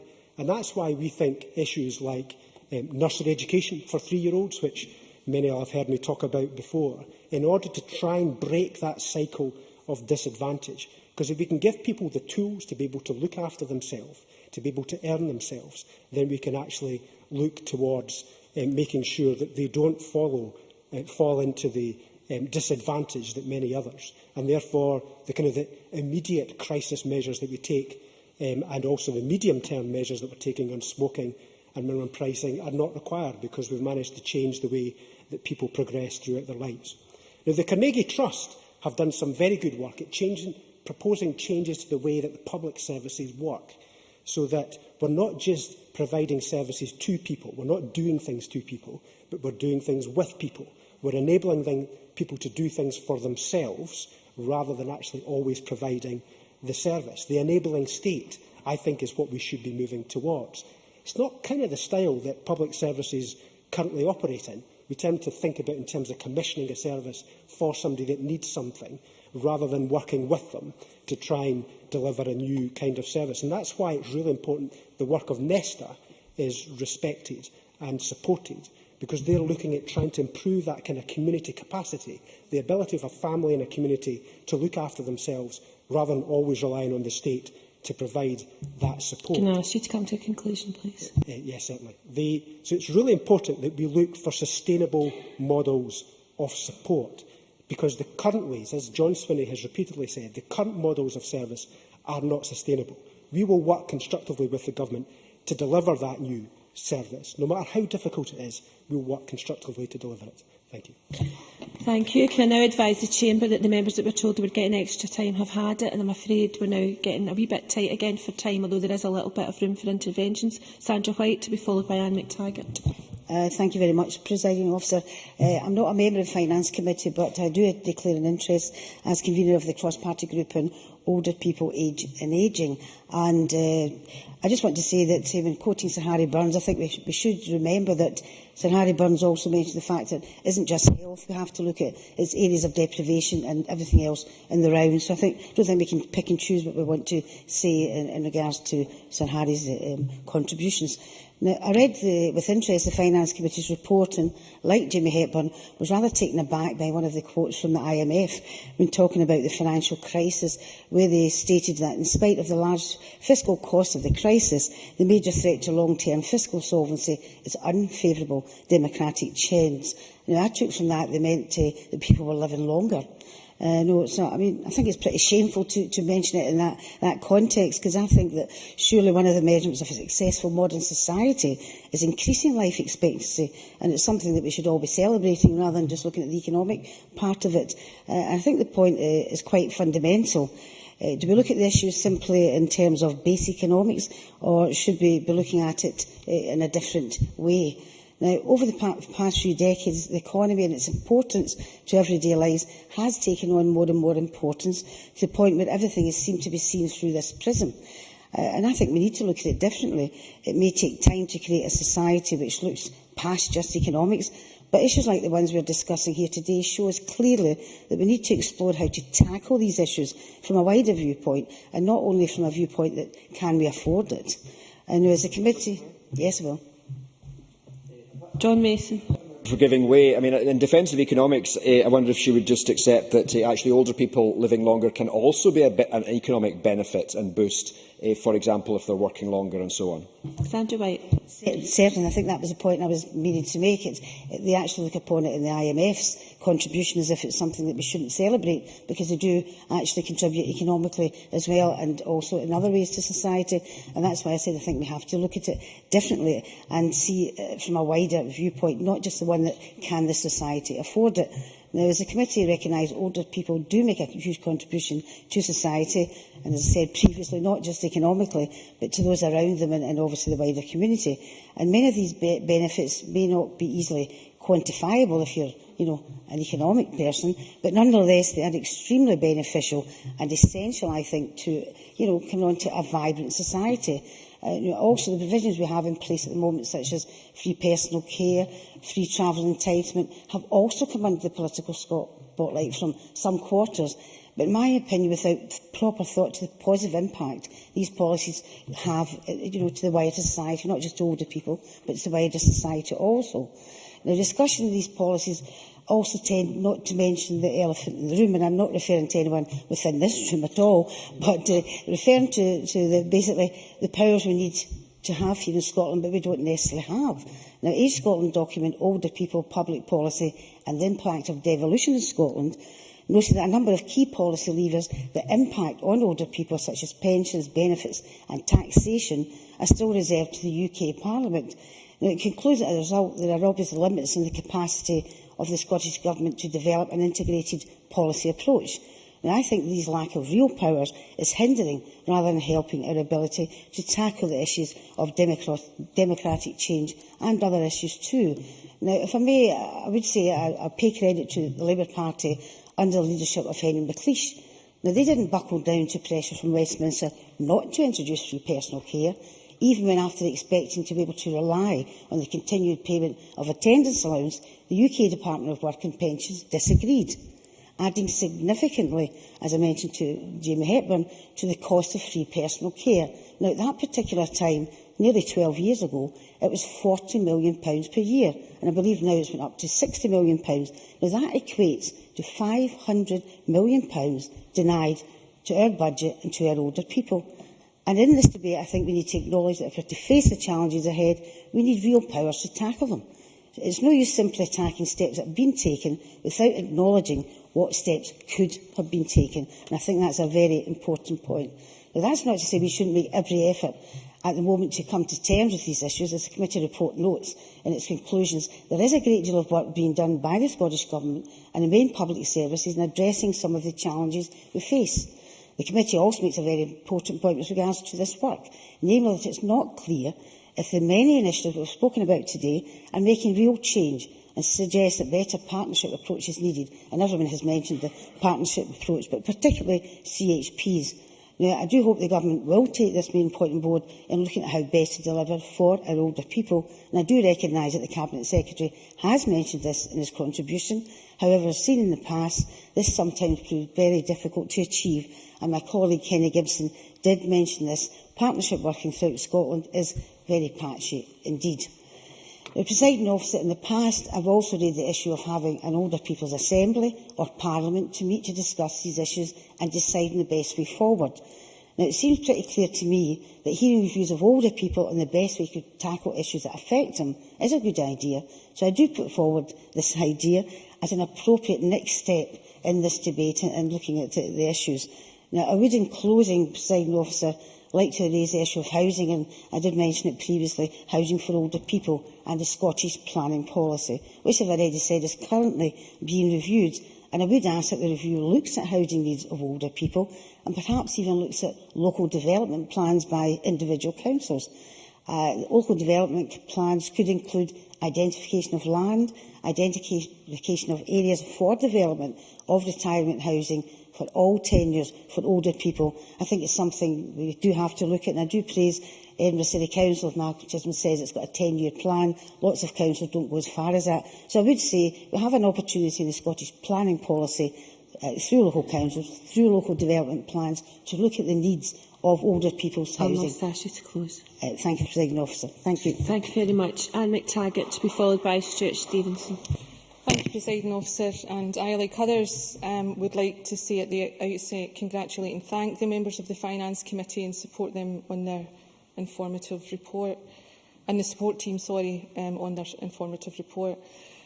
With demographic change, and in particular the ageing population becoming a major concern for the fiscal sustainability of Scotland, this report highlights some key issues and real concerns with regards to the implications that such changes will have on the public finances. Since the 2001 census, the population has increased by 5% to 5,295,000. That's the highest ever. Our population has also become older.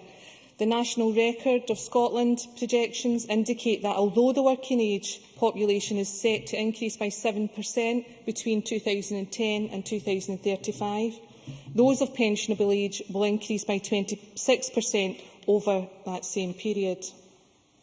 Healthy life expectancy is an issue at the core of much of the discussion about the demand for local services which an ageing population may take.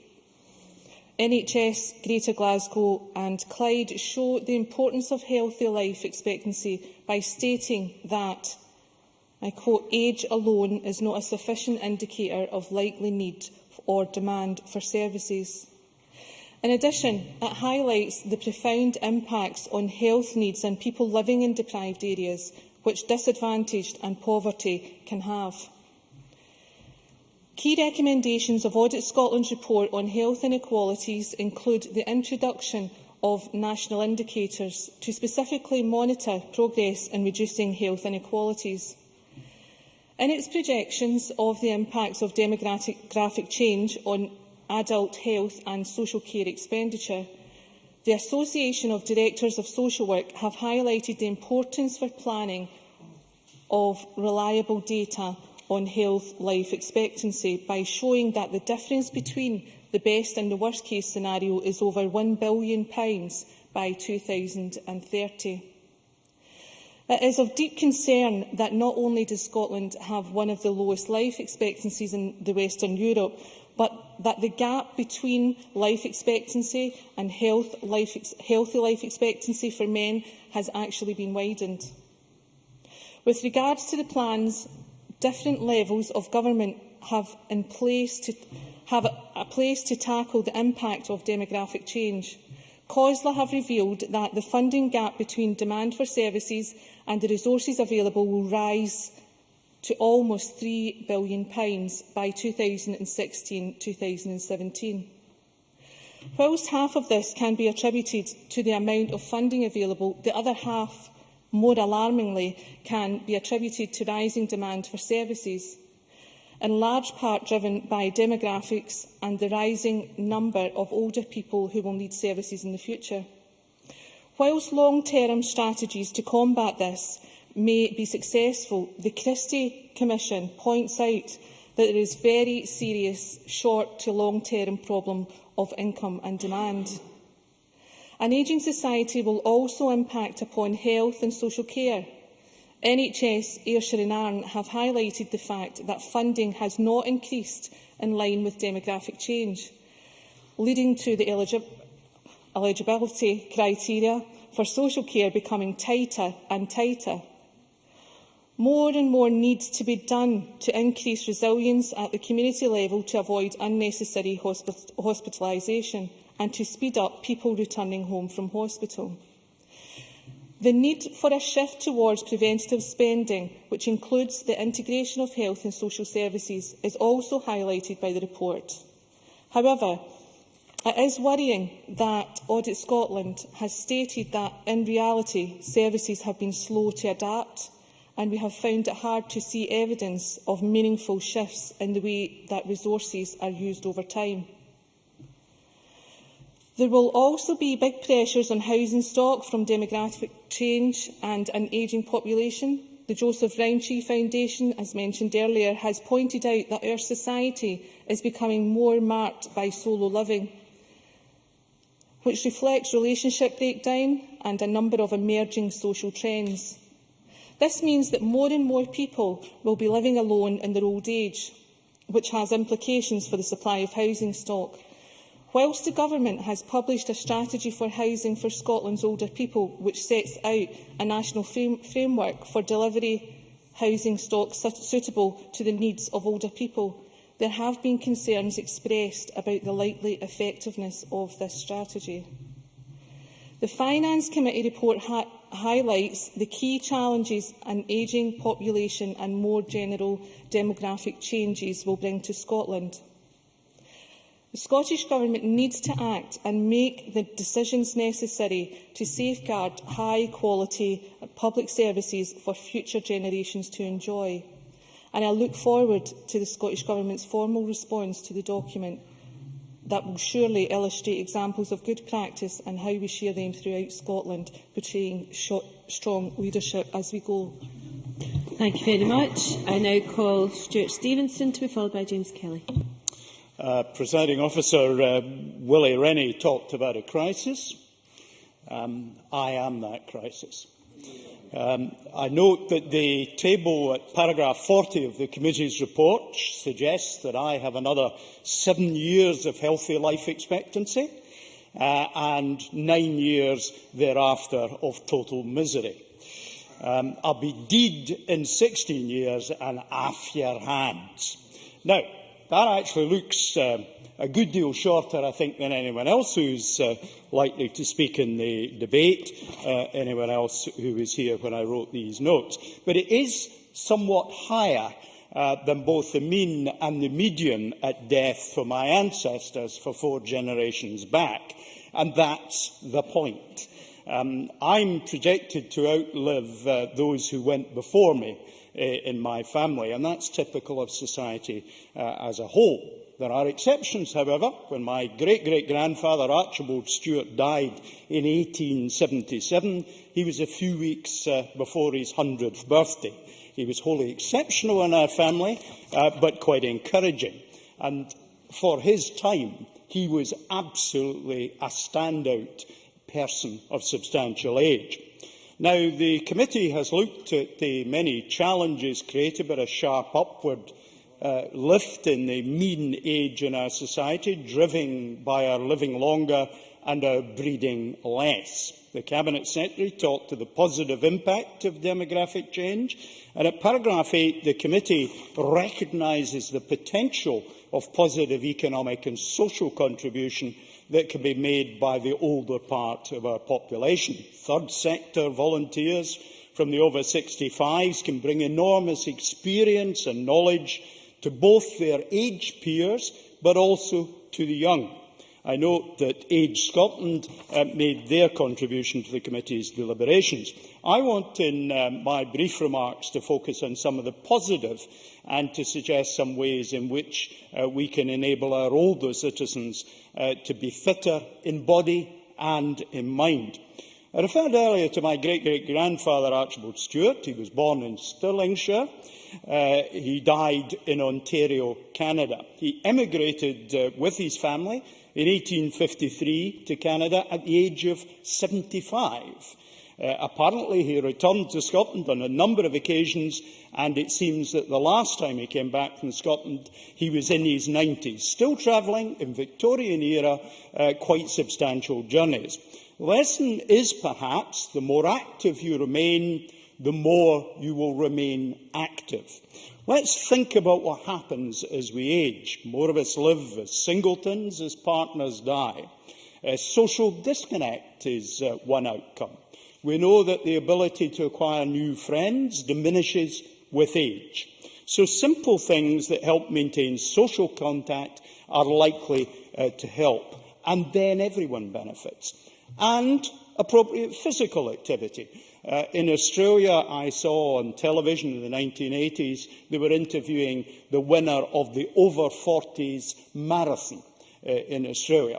It was the 40th consecutive year he had won the over-40s marathon. He was actually over 90, and he was still beating people in his 40s.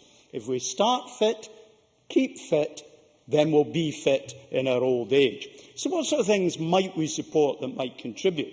Well, we might look at what contribution the Ramblers can make, especially entry-level activity such as urban rambling for the relatively unfit. That contributes to physical well-being. Cooking classes are simple and cheap, especially when they're cross-generational. They can deliver lots of benefits. Bingo. I remember engaging with Richard Simpson when he was Minister on bingo licensing, because bingo is a great social activity for the old, but it also significantly increases mental activity. I've seen the old folks sitting there with 8 cards in front of them, marking them all off in a way which would be utterly challenging for me. Social and mental well-being promoted. Reading groups, creative writing groups, helping mental health. Perhaps even engagement in political parties. In my constituency in the SNP, we have 3 leafleters who are in their 90s and they're fit as fleas. We have lots of youngsters as well. And they're not just participating. I no longer have time, I think. Sorry. They're not just participating in our political debates, they're doing their share of the leafleting, and that's absolutely great. My father, when he was 65, he was a GP, single-handed, working nights, weekends. At 65, he gave up working at nights. At 70, he gave up the weekends. He's now, from the age of 70, working a 9 to 5 week, except he was going out at 7:30 in the morning and coming back at 8:30 at night. Retired at 75, being active, he remained fit. He was still doing single-handed dinghy sailing at the age of 75 till mother bullied him into stopping. So let's talk about the positives of age, recycling experience and knowledge. Let's talk up the contribution that the older can make and create opportunities for it to be made. Let me just gently disagree with Sandra White. We don't want a parliament for the old. We want the old to be in the parliament, and I speak entirely personally. We want to make sure that we don't park our old people in a ghetto solely for the old.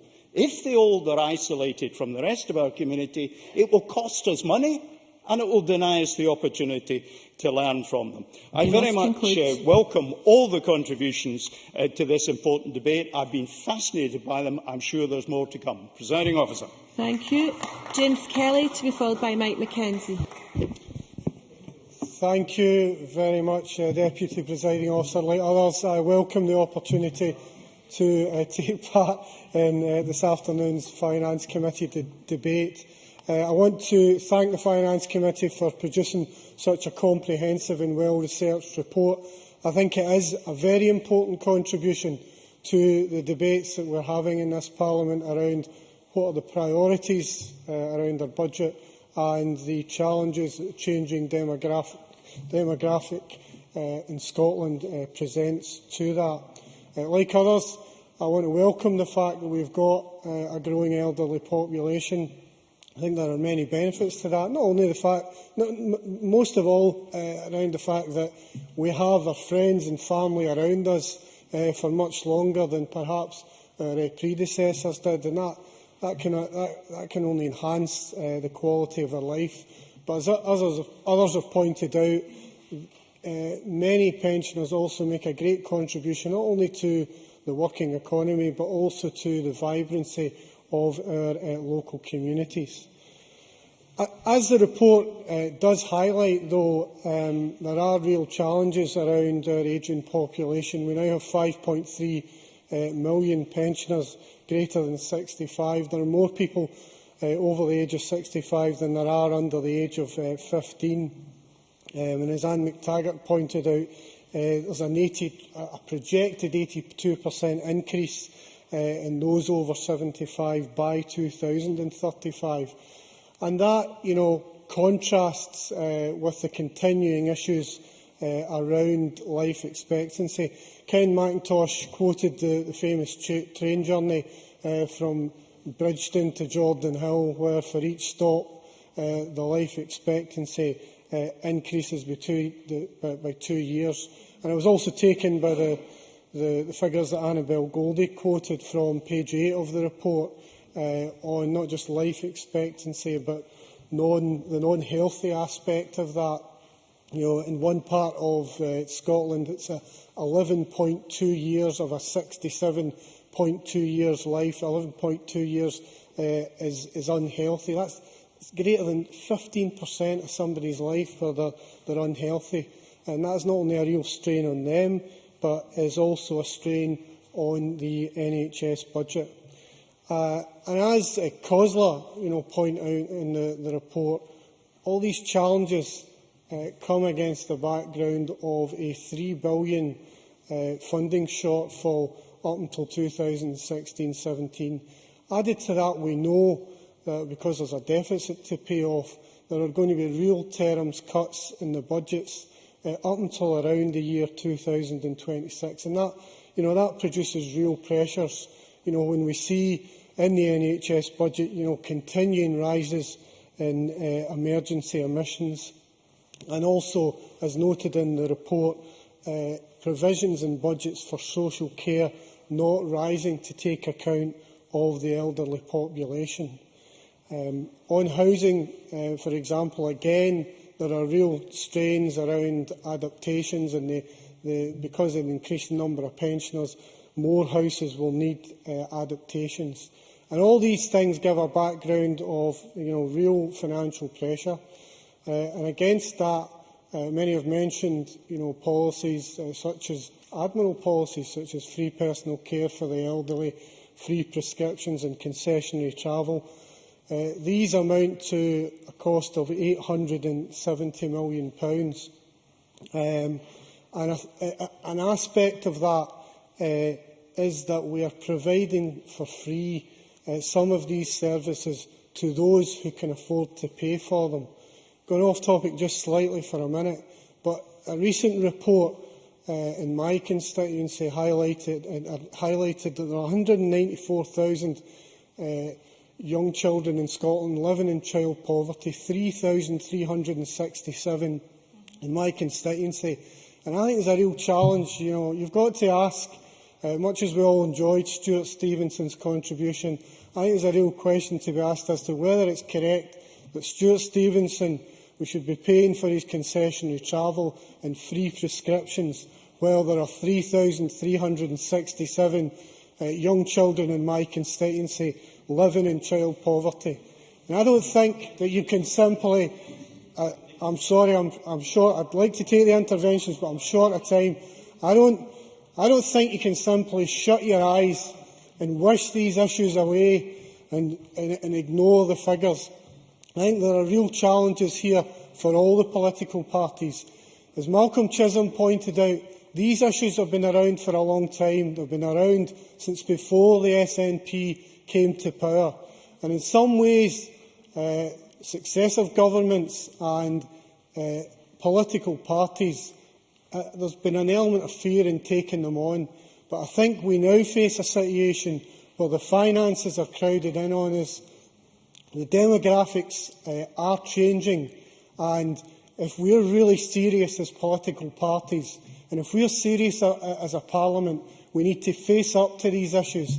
Because if we really want a Scotland that treats older people with respect, that lifts children out of poverty and addresses health inequalities, then we need to make the correct budgetary choices. And we also need to make sure that the systems run better together.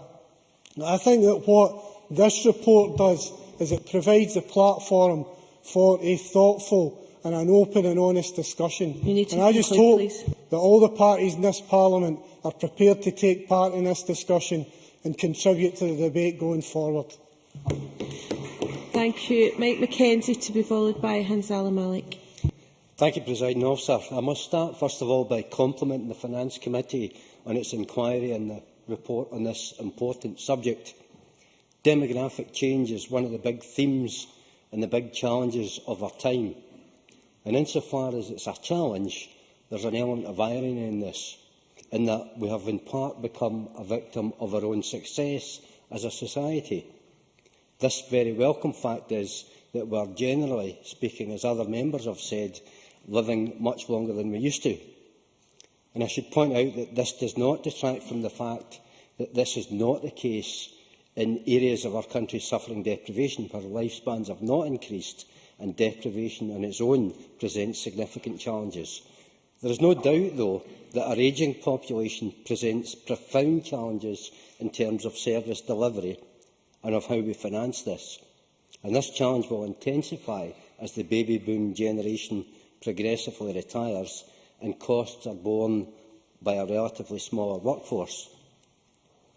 And this is a particular challenge for the Highlands and Islands, where demographic changes are intensified because in many areas we export younger people and import old people. And there are particular service delivery challenges also presented by rurality, not least in healthcare delivery. So I welcome some of the IT innovations which may help to deal with this, both in terms of reducing costs and in delivering the quality of services or improving the quality of services. But perhaps the most significant response to this challenge, and one not really touched on or articulated in the Finance Committee's report, is to ensure a successful and growing economy. The Scottish Government is pursuing this with vigour, concentrating on areas of our economy where we have a comparative advantage: oil and gas, renewable energy, life sciences and food, just to name a few of these sectors. And in seeking a successful economy, though, the concern is by no means just the pursuit of growth for its own sake, but as is made plain by the implementation of the National Performance Framework, the aim is sustainable growth and a fully functioning and balanced economy that measures success across a broad socio-economic spectrum.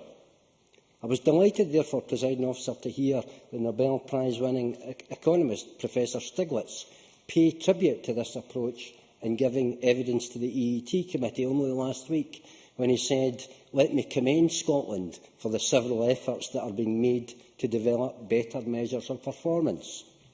And this tribute is all the more apt, considering Professor Stiglitz's latest book, The Price of Inequality, since inequality in itself is a contributory factor to the challenge presented by demographic change. Fuel poverty, for example, is one example of the difficulties that are disproportionately borne by older people.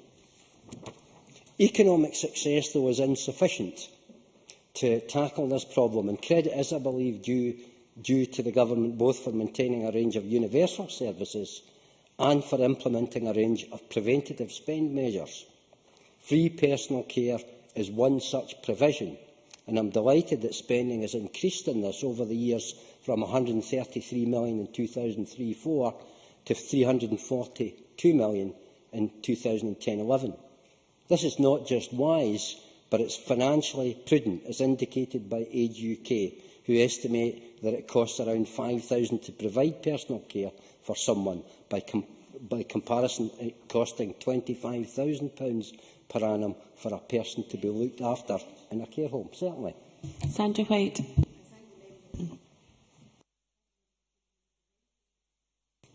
Thank you.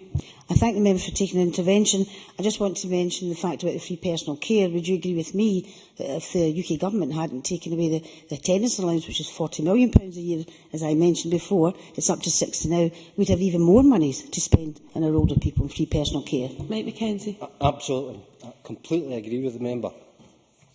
So better integration of healthcare is also another necessity, and I am pleased that the Scottish Government has introduced, for instance, the Older People's Change Fund, funding this with £70 million last year and £80 million this year, a measure which will hopefully end the practice of cost shunting from one organisation to another, from one public agency to another, as well as reducing bed blocking.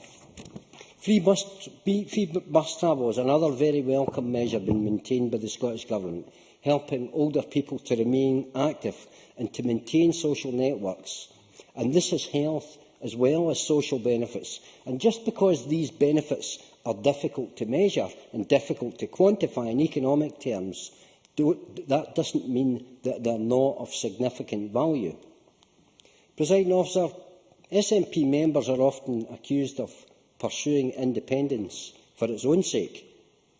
But it is exactly because of these challenges that we seek independence. We seek it to allow this Government to have the full range of levers necessary to realise our economic potential, to bring about a more equal society and one where we support our older folk. The longer-term trend of the UK, whatever government is in power there, is one of economic failure and greater inequality. Against the backdrop of the demographic changes and challenges we face, it is increasingly important that both countries are free to travel their own separate ways. Thank you very much. I now call Hansala Malik to be followed by Maureen Watt. Good afternoon, Presiding Officer. I am delighted to be able to speak in this debate this afternoon, as there are many challenges that will arise as the Scottish population ages. I know that people feel that some politicians cannot see beyond the next election, but I personally believe in the long-term planning is essential. In evidence to the committee, Cabinet Secretary John Swinney expressed his belief that planning beyond a 3-year period is difficult. And there may be some truth in that, given what the UK government sets out. However, that said, and he will be aware that Edinburgh City Council has developed a 10-year long-term financial plan for key factors influencing the cost and service delivery and calculations over the overall level of savings required to achieve delivery. hats off to them, and I genuinely pray that they are successful in their hopes and aspirations, because it is a long-term look at what they will do, and they also depend on funding from the Scottish Government, as the Scottish Government depends on the UK Government. So why can't the Scottish Government deliver a similar long-term plan to the same as one developed by Edinburgh City Council? What plans does the Scottish Government have in place, if any, to deal with project funding gaps? And I think it's essential that we try to recognise that there will be challenges, and we really do need to look at a long-term strategy. I would also like to raise my concerns about the lack of long-term vision and clarity in current planning for demographic change. In a report on social protection in Scotland by David Bell, published last month, he states, and I quote, "There are areas where Scottish Government and the Department of Work and Pensions policy clearly conflicts. Noticeable example concerns free personal care. Free personal care is very important to a lot of people because we are going through a change in our cultural norms. More and more people tend to live independently. More and more people have not got the ability or the facility to facilitate looking after their elderly, and therefore more and more of the elderly depend on the state to support them. Where there are roles in different funding streams to support frail and elderly people lacks clarity. And I think there's a danger when there are a number of different streams which support our elderly. It means that people tend to use each other as excuses for not delivering. And therefore, there is a danger that people will fall through the gap.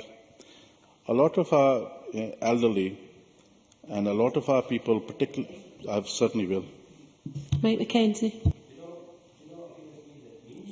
Go with Mr Mackenzie's mic. Thank you. That means testing of universal benefits would increase the likelihood of people falling through the gap for a variety of reasons. Pansala Malik. Thank you. I'm not suggesting that. What I am suggesting is that at the moment, our elderly are being serviced by a number of various packages. And what I'm also suggesting is that sometimes people are likely to use one organisation and against another in terms of facilitating them. For example, care. Councils can quite easily say a care provider is unable to provide care, for example. And then what happens if one carer can't do it? It means they have to go to somebody else, and that can take a time lapse. And in that time lapse, people can genuinely be out without care. And those are my concerns. So we need to be focused on exactly how we do this, how we package this, so it's easy for people to use the service. It is not meant as a criticism. It's meant as a warning that we need to be aware that there are issues out there that we need to try and remedy. I have known of at least 2 cases where people have fallen through the gap, where this has happened, and therefore I'm concerned that if we don't rectify it, more people could be victims of this, and that is unhelpful. The other question is, what is the anticipated role of prevention spent? The National Health Service, Greater Glasgow and Clyde, and they say it will be difficult to fund and support prevention speed and early intervention due to immediate pressures of democratic change. Now, if they're having that difficulty, what are we going to do to support them overcome that difficulty? It's not their difficulty, it is our difficulty. It is a shared difficulty, and we have to do something about it. I haven't seen anything in any of the papers which addresses that difficulty. And finally, I'm aware that there are no studies at present which look at the growing elderly minority communities and how these issues are going to impact on them. And I'd be really keen to know what studies, if any, are planned or are underway at the moment, which will address those issues on their behalf. I think that rather than wait till it's too late, we actually do the studies beforehand, and that would be very helpful. So, in all, Presiding Officer, what I really want to say is that there are challenges, and I accept those challenges, that those challenges are jointly ours. There are challenges from organisations, and there are also areas where people need to streamline the service. And the best way forward ensuring that the streamline is in place so that elderly are not disappointed. Thank you very much, President. Thank you very much. I now call Maureen Watt to be followed by Jean Urquhart. Thank you very much, Presiding Officer. This is a very useful report and debate, and in my role as convener of the Infrastructure and Capital Investment Committee, I thank the Finance Committee for this report, which will certainly help inform our deliberations, especially on housing. Presiding Officer, in defining old age, we really need to completely change our thinking that everybody over 60 or 65 or pensionable age is immediately a burden on the state. This is simply not the case. If I think back to how my grandparents were at 60 and then my parents and now their children, there are vast differences in their health and abilities. So to say that the saying that 60 is the new 40 is perhaps not far off the mark. And I look forward to the day, as Mike Mackenzie did, when we can devise our own pensions policy that could reduce wealth inequalities. Why should someone who leaves school at 16 and have to work to 65 and beyond, and someone who continues in their education, say, into their early 20s, and thereby perhaps lands a less physically demanding job, should retire at the same age? Surely, as I've said before in this chamber, it's not beyond the wit of man or woman to devise a pension system that can be more equitable. Very many of the over 60s will lead very active, healthy and fulfilling lives for many years to come, and government policies must be designed to enhance these lives for longer. As the vision says that, quote, everyone is able to live longer, healthier lives at home or in a homely setting. Helping this happen is undoubtedly free personal care, a policy under threat from Labour's Cuts Commission. According to Age UK, it costs £5,000 to provide personal care for someone, while it costs at least £25,000 for a person to be looked after in a care home. Surely this is an excellent preventative spend.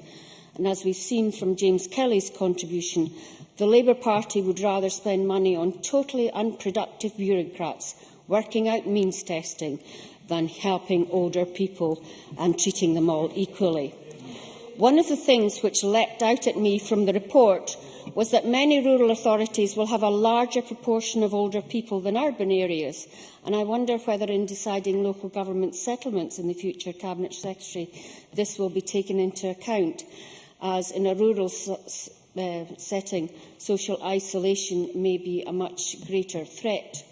The Infrastructure and Capital Investment Committee is about to embark on an inquiry into community transport, both urban and rural, but hopefully with our report we will also be able to contribute as to what is required in the future in this area.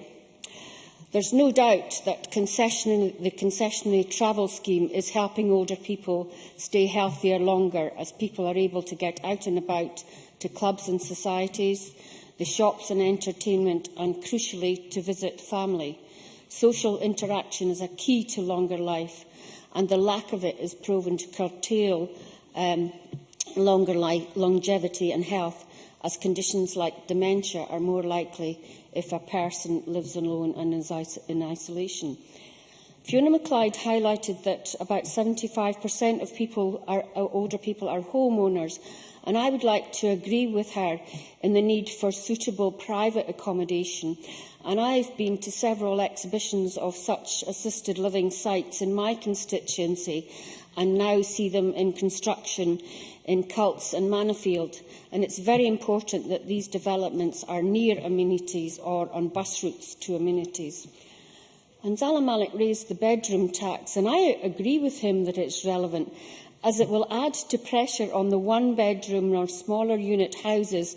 And as the Finance Committee convener pointed out, household sizes are diminishing, and there is more of a need for one-bed or two-bedroom accommodation.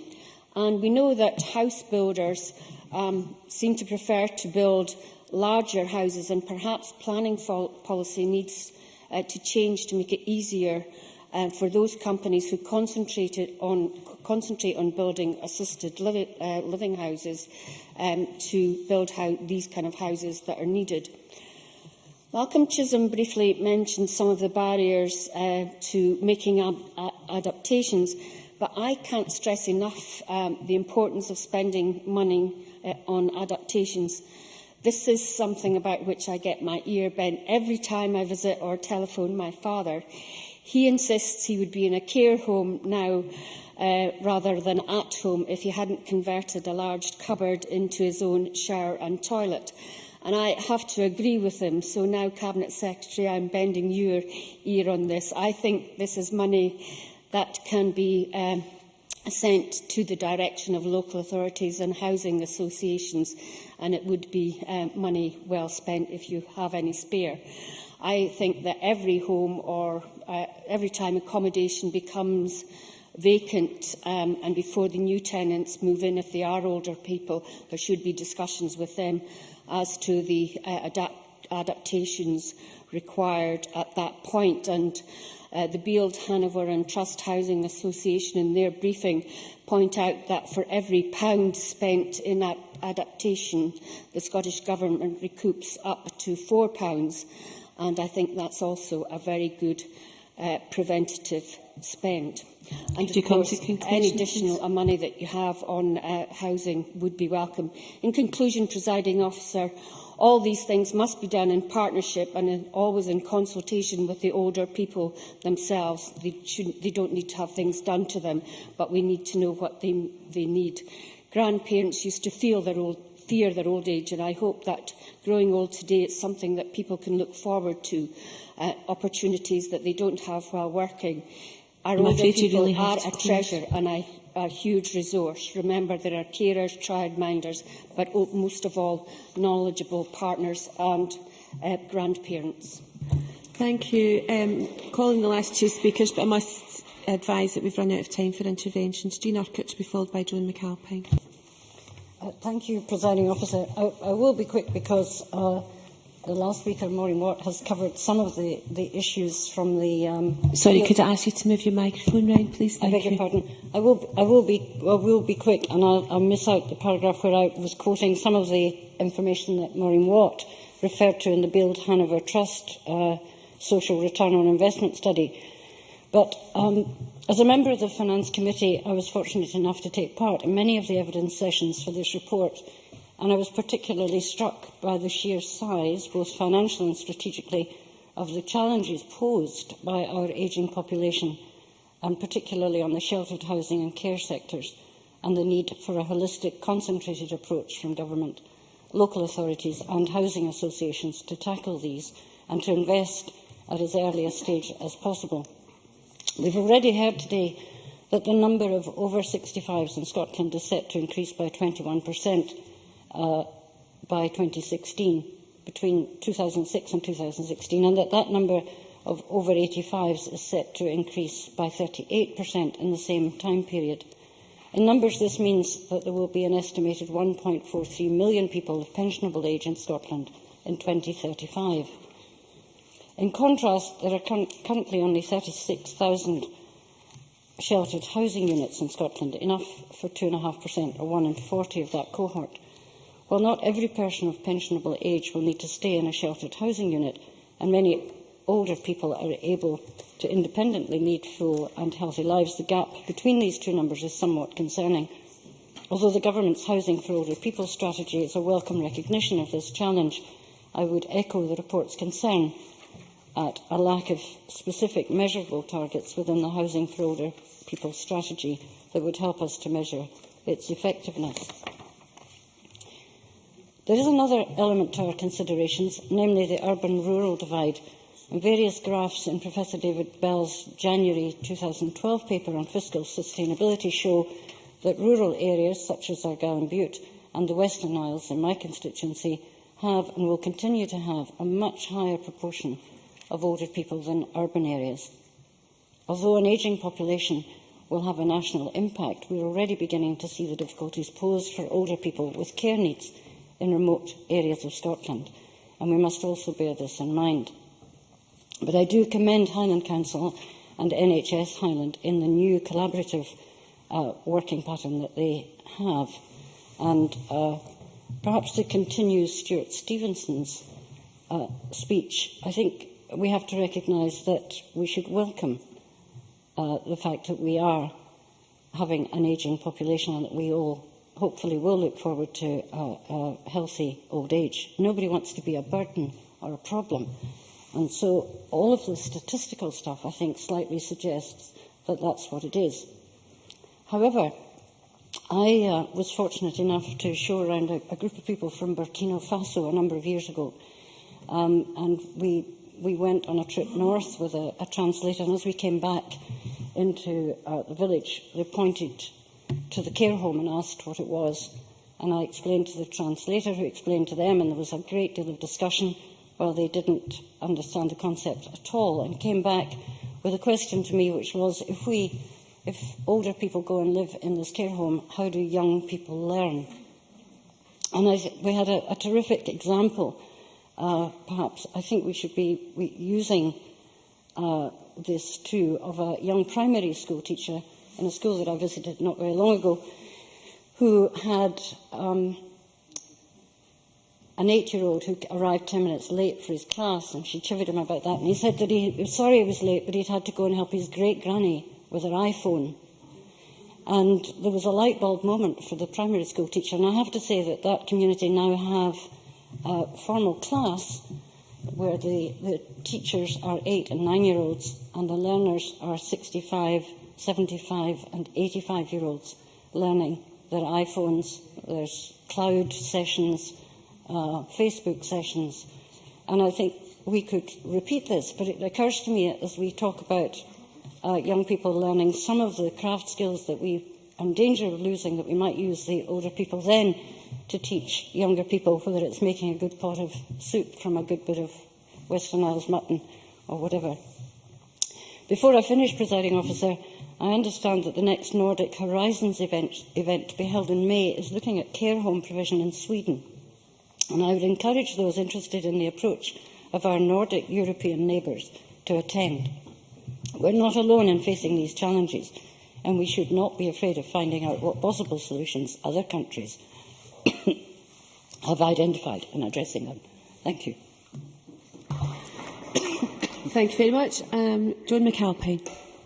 Thank you, Presiding Officer. Can I commend Jean Urquhart on her speech and say that perhaps the 8-year-old could help me with my iPhone as well? I'd like to congratulate the Finance Committee for this extensive report and the opportunity to debate on an important issue. But while it's quite right that we face up to the challenges of healthcare costs and pensions, we must also be wary of descending into gloom and doom, and I would echo what Maureen Watt, Stuart Stevenson, Jean Urquhart and others have said about avoiding speaking in ageing in very negative terms, using words like time bomb. Older people are not a burden, and to depict them as such is to depersonalise them, demean them and to ignore their valuable contribution.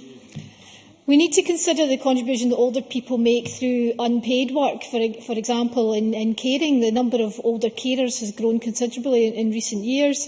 And even in families that don't have particular challenges, older people play a really important role. Like many in my generation, I never knew 3 of my grandparents. They died in their 50s before I was born. And probably their early deaths were linked to them being born into poverty. But by contrast, my own children had all 4 grandparents for much of their childhood, and their grandparents broadened their horizons, helped them with their education, getting to numerous extracurricular activities, allowing me to have a career, which I think was a good thing, and to contribute to the overall good. And a number of people have mentioned Professor Stiglitz's session in front of the Economy Committee last week, and looking at alternatives to GDP. And one of the things that Professor Stiglitz did say that was very striking was that the way it's difficult to measure well-being, and a really important aspect of well-being is strong and happy families, and that's something that you often can't actually put a price on. Older people are often the linchpin of volunteering in the third sector as well, and I wanted to talk a little bit about an organisation I visited recently called the Annandale Transport Initiative, which is a community transport project based in Lockerbie that provides services for the residents of Annandale and Eskdale and the surrounding villages. It has specially adapted vehicles, and it's a fantastic example of an organisation that's contributing to the Scottish Government's preventative spending agenda. In an area where scheduled bus services aren't always accessible, and 32% of the population of Scotland as a whole don't have a car, that's in terms of single pensioner households. They provide a very valuable service. During my visit, I spoke to two of the organisation's volunteer directors, Mr Don Hunter and Mr Robert MacDonald. They were both past the age of retirement. Don and Robert had both finished their careers, and so, unlike younger people, had the time as well as the skills to dedicate to this cause. It's estimated that around 48% of volunteering in Scotland is undertaken by people who are aged over 50. The main services provided by Annandale Transport are delivered by 6 minibuses for use by registered community groups, a large number of them catering for elderly people, and 2 community cars. A pool of volunteer drivers and a comprehensive booking service ensure that all the users' requirements are met, and they respond to user demand, for example, day trips, but they also include a registered monthly service to Peebles and a twice-monthly service to Carlisle.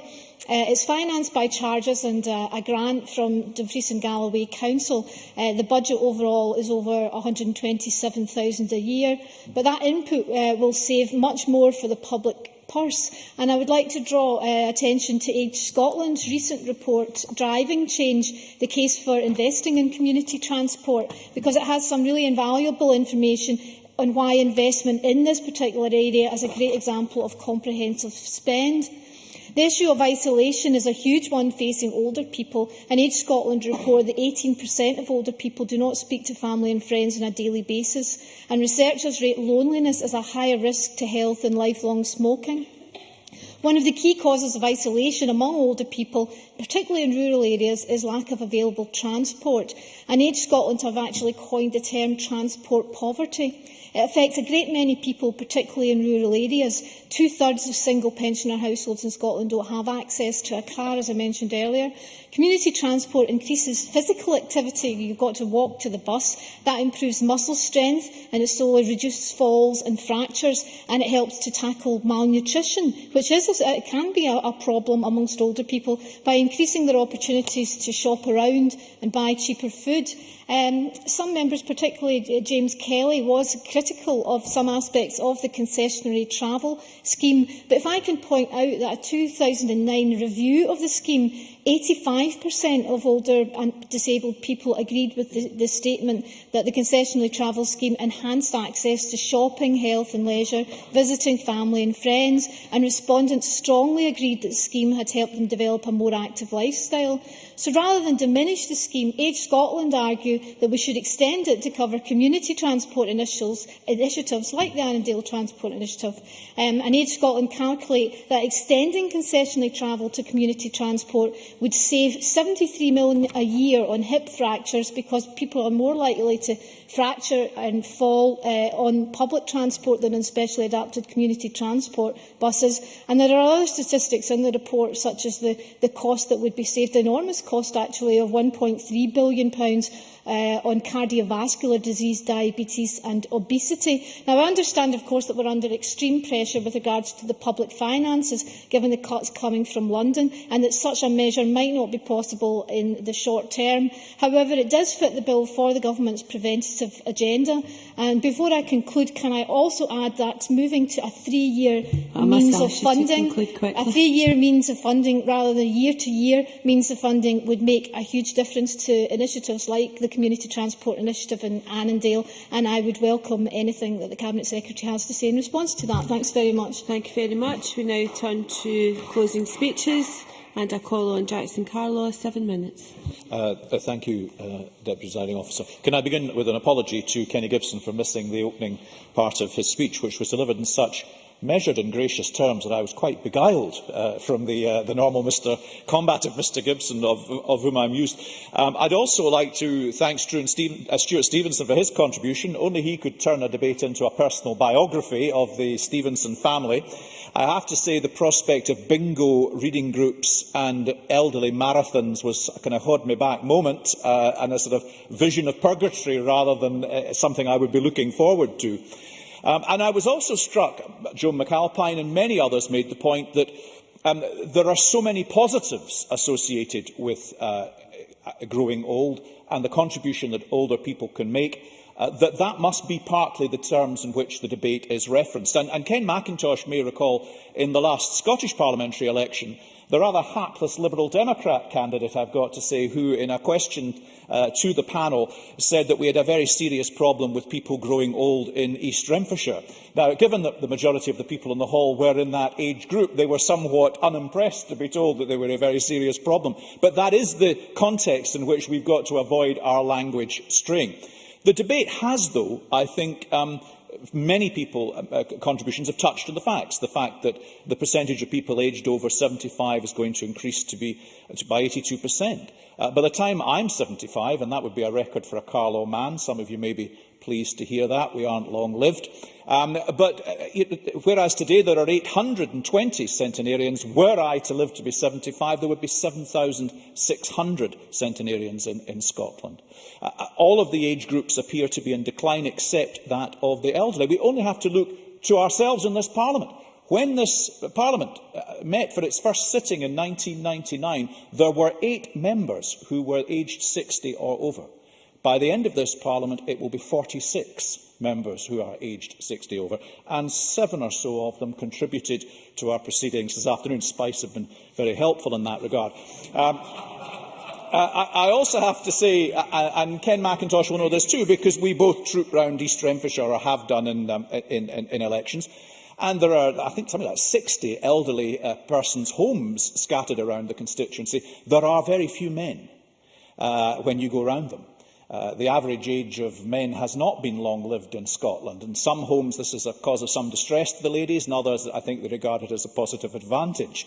But nonetheless, we can and have to accept that in comparative terms, Scotland still lags behind many other countries in terms of the age at which we still are able to extend our lives to and the quality of life therein. Now, almost the first meeting I attended outside of this Parliament as a member was on the subject of dementia. And the blunt question to clinicians as to whether or not they were able to offer any clinical intervention that was likely to assist was not for 20 years. And when I asked this question last year of clinicians, I got the same answer, 15 to 20 years.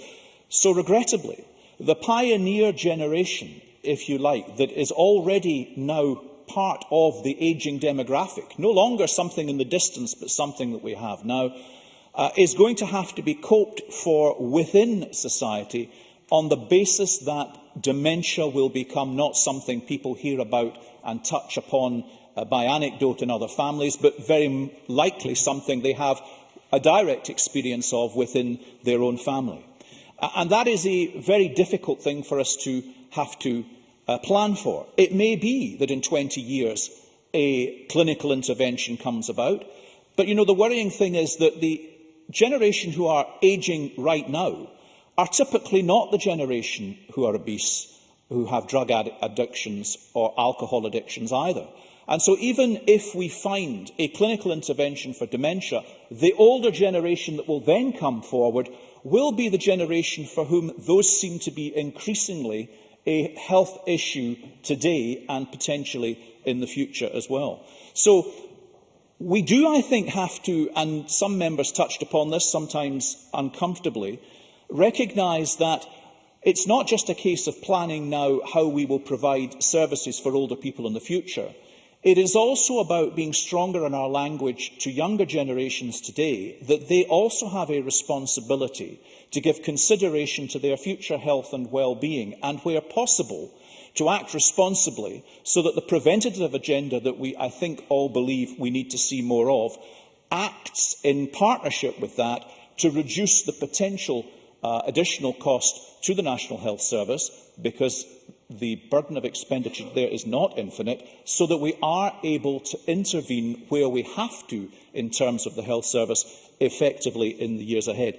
Now, The report at one point, and I think it's an excellent report, at one point it says this is all dependent on significant cultural change.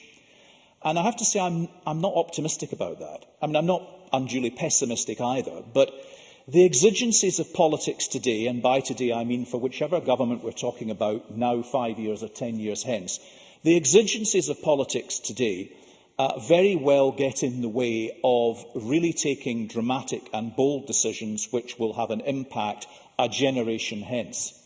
And yet, in many respects, that's what we have to do. We know how difficult it is to get younger people even to think about pensions because they think they're immortal at that age. But in respect of all these issues, the kind of change that will need to be made is really complicated and difficult to achieve. And James Kelly, when he introduced the subject of concessionary travel, wasn't saying it's not desirable. I mean, I think I'd expect him to think it's wholly desirable. His point was, is in the context of 20 years hence and the overall picture that Scotland will face, is that something we have to be prepared to consider in terms of the priorities we will have to address and the decisions we will have to take in order to ensure that the many questions which I think this report rightly identifies and seeks to bring forward into discussion move forward into active policy which will make a meaningful difference to the generation about whom we are talking. Thank you very much. I now call in Rhoda Grant, 8 minutes. Thank you, Presiding Officer. I very much welcome today's debate, and I think we all know that in Scotland we're facing a declining and ageing population, and that's a fact. Although at the moment our population is relatively stable, but it's not a reason to be complacent. And indeed, Jack McConnell, when he was First Minister, saw that the declining and ageing population was the single biggest challenge facing the nation at that time.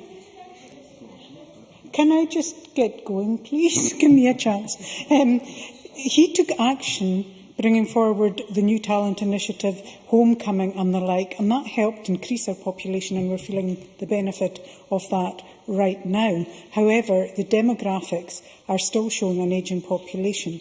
And many people during the debate, and I think rightly so, talked about the contribution that older people make to us, the knowledge and experience they have. I think somebody quoted the report as saying the talents and the energies of older people. And many of them are continuing to work when they're healthy. And indeed, I had a visit recently where the two people really running the show, and it was some size of show, were well into their 70s, in fact, one of them closer to their 80s.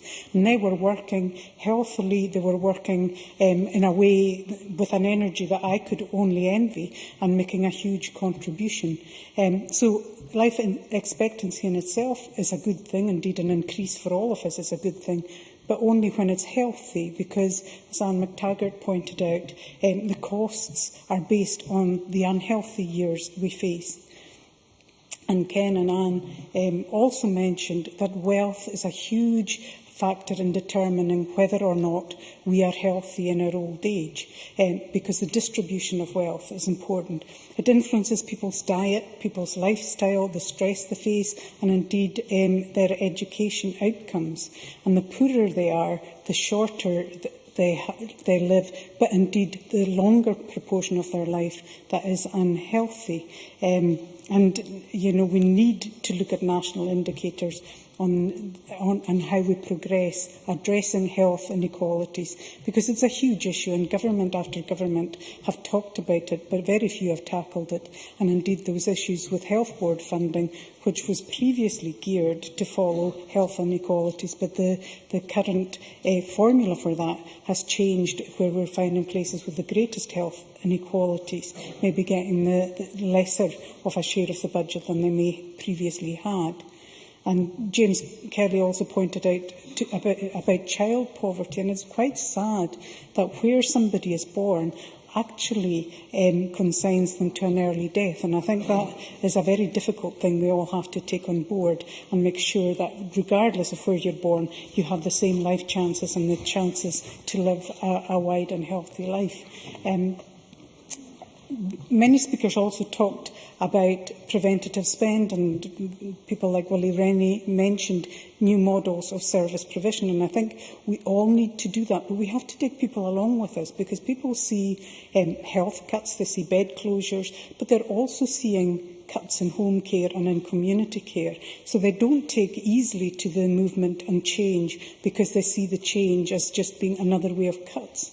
And if we look at things like community transport, for instance, there's an example in my own area where the community transport company used to take people shopping as part of their service. They were told they had to stop that. That would be no longer funded. It wasn't a transport element, it was a social work element.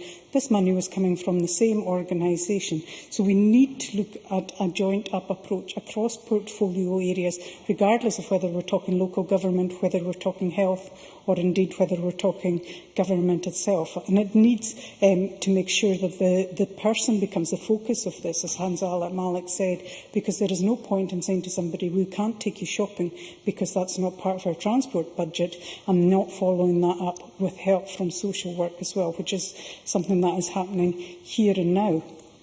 There is a funding gap with health and local government, and I think one of the speakers quoted a £3 billion funding gap at the moment, and that's just to stand still. That's not taking into account budget cuts. So we need to make sure that we look at how we're going to provide this care and how we can best fund it into the future. Jean Urquhart mentioned the example in the Highlands, where NHS Highland and Highland Council are coming together to look at how they deliver health care and social care, with the Council taking on the focus for looking after young people's health as well as education and the like. So I think we need to look at examples of that and learn from what they are trying to do. We also need to make sure that there is adequate care commission in the community. And a lot of people talked about the benefits of free personal care. But if that's the only support somebody receives in the community, it's not adequate to keep them out of care homes or indeed out of a much more expensive hospital provision. I think it was Jamie Hepburn compared the cost of care home to home care, care home expense to home care expense. And I think that's huge, and is even more expensive within hospitals, as Malcolm Chisholm pointed out. So we need to make sure that the care that people get at home is not just free personal care, it's care that allows them to live happy and fulfilled lives within their own homes, receiving the support they require to do that. Can I touch on housing as well? Because an awful lot of people talked about adaptations, and I think the Government also pointed out that adaptations can be quite difficult at times, given existing housing stock, tenement flats and the like. And we need to look at how we provide housing for older people. People talked about new affordable lifelong housing, and that's fine when we're building new houses. But we need to look at how we plan for this. And Sandra White also mentioned local plan, identifying areas for housing for older people. But I think, again, it was Stuart Stevenson said that we had to be very careful not to put older people into ghettos, because we need mixed housing to allow people, young people, to learn from older people, as Jean Urquhart said.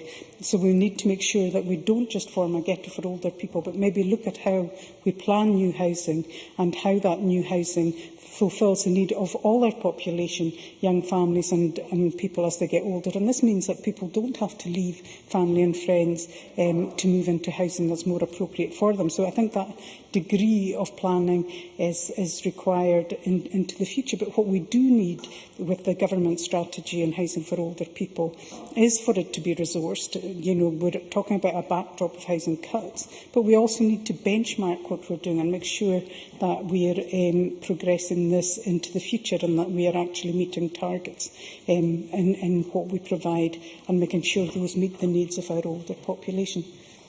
And turning very quickly to pensions, I think a number of people mentioned pensions, but I think we have a long way to go before we deal with this. But bear in mind that people paid into pensions believing that they were going to get care and help in their old age. Presiding Officer, the committee report adds to the reports of the Christie and Beveridge commissions, and indeed it calls of the Labour Party that we need an open debate. I hope the Scottish Government will take this on board and meet this with targets and progress rather than just warm words. Thank you. I now call Don Sidney, Cabinet Secretary. You've got 9 minutes.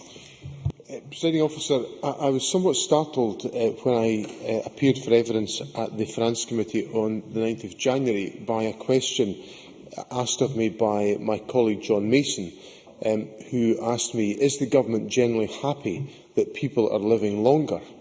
And I suppose once I recovered from my surprise at Mr Mason's question, to give him due justice, he did go on to say, or does it share the pessimistic view that the future is all doom and gloom? Mr Mason's question actually set the backdrop for what I think has been a really constructive debate this afternoon, because along with my colleagues Joe McAlpine, Stuart Stevenson, Maureen Watt, Kenneth Gibson, Fiona MacLeod and Jamie Hepburn, all of whom have made strenuous efforts in this debate to set the terms of this debate not in the way that we often see this debate reported by the media as being all about the demographic time bomb and all that emotive language, but actually about having a measured and rounded debate about the opportunities that arise of having a population that is living longer and healthier lives, and what that essentially raises for us in terms of the contribution individuals can make to our society. And there have been a range of different ideas in that respect. The points that Joe McAlpine has made on community transport. Stuart Stevenson gave us a lexicon of different volunteer activities, and if Jackson Carlaw believes that being consigned to the bingo hall is a life of purgatory, I assure Mr Carlaw he hasn't lived yet with some of the bingo halls that I've spent some time in my life, and look forward to spending some more time there in the years to come. Generally also, the debate has been set against a realistic financial climate, and generally we haven't had what we often have. There have been some exceptions to that. We generally haven't had a debate in which people say, pay homage to the fact that we've got an acutely difficult financial environment and then demand, bucket loads of extra spending to be undertaken. So that's generally been deprived from the debate. One of the points of substance in the debate has been the point raised, I think a very fair point, about the fact that life expectancy has been, and the Finance Committee makes this point in its report, that life expectancy has been increasing, and it has been increasing for men and women in Scotland, but that health inequalities have not been resolved between different population groups in our society. And I think the answer to that can be no more complicated than the depth of the challenge that exists on some of these questions about alcohol consumption, about smoking rates, about lack of active living, about healthy eating and about positive mental health, all of which are reflected in the way in which the Government takes forward its strategies on these points, and which we will concentrate our efforts as part of a long-term agenda to tackle many of these questions. Indeed, Malcolm Chisholm made the fair point that the administration of which he was a part actually concentrated on some of these themes in its work, and I make no secret of the fact that we have delivered a policy approach which in many respects has continued some of the themes of that approach. In that respect, Jackson Carlaw was a bit pessimistic about the prospects for cultural change in some of the areas around public service reform that are necessary to tackle these deep-seated problems. I'm actually not at all pessimistic, because I do think there is a willingness, frankly ushered in by reports such as the report we've had from the Finance Committee today, which creates a space within Parliament that allows us broadly to agree on some of the themes that require to be addressed, whether we are addressing them from a government perspective or from an opposition perspective. And I think many of the steps that we are taking in terms of tackling some of the issues on health inequalities were founded in some of the approaches that were taken forward by our predecessors, and I think that's entirely right to acknowledge that in the course of the debate. There's an interesting point of conflict in the debate around about some of the questions on universal services. Both Ken McIntosh and James Kelly mentioned this point, and also Rhoda Grant. And this point that of encouraging an open debate about these questions. I commissioned the independent budget review in 2010. I commissioned the Christie Commission report, and the Finance Committee report has occupied similar territory. And whenever we go into a spending review, whenever we go into a budget round, I'm not sure quite what form of open debate people want us to have, other than making the choices that are required within that context of our public funding priorities. Mr Kelly is absolutely right. There have to be the correct budget choices arrived at. I wouldn't put forward budget choices to Parliament if I didn't happen to believe they were the right budget choices. I think it's incumbent, if Mr Kelly and Mr Macintosh want to be taken seriously on this agenda, if they actually advance what are the particular choices they want to make, what are the things they want to do differently, what are the things they want us not to do. We've made our choices, we've put forward a balanced budget, and it's really up to others to bring forward some of the alternatives.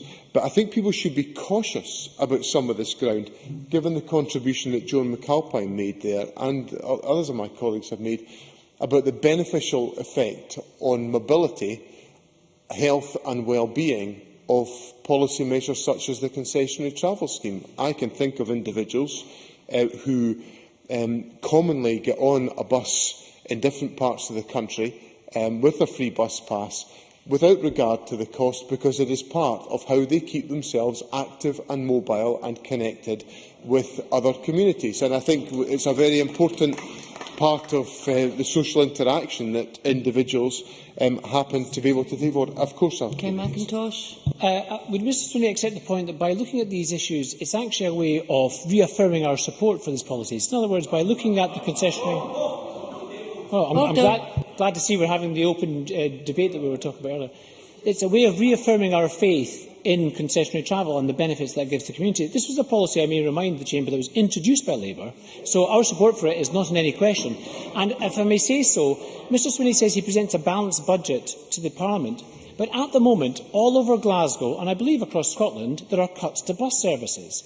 Now, there is a specific link between the support given to concessionary travel and the cuts to bus travel. So what's happening Sorry, is it's an intervention, not a speech, Mr Macintosh. Thank you, Cabinet Secretary. Mr Macintosh could have got on to some of that in his speech, rather than making speech number 2 on the question. But my point is that the concessionary travel scheme is actively supported and provides real benefits to members of the public. And I hear what Mr Macintosh says about his reaffirmation of support for concessionary travel. I'm simply saying, if the Labour Party wants to raise all these issues and say we've got to have this open debate, let's have some alternatives put on the table, other than the acceptance of the balanced budget that I've put to Parliament and Parliament has approved. Now, there is a big issue. Annabel Goldie said that she couldn't think of a better term than joined-up thinking on many of the areas of work that are undertaken, and she's absolutely correct. I spend a great deal of my time encouraging the collaboration between different public bodies to create that integrated solution, and her reference to the drug strategy, which was advanced by the Conservatives in 2008, is a very clear illustration of a shifting focus to a more sustainable area of policy.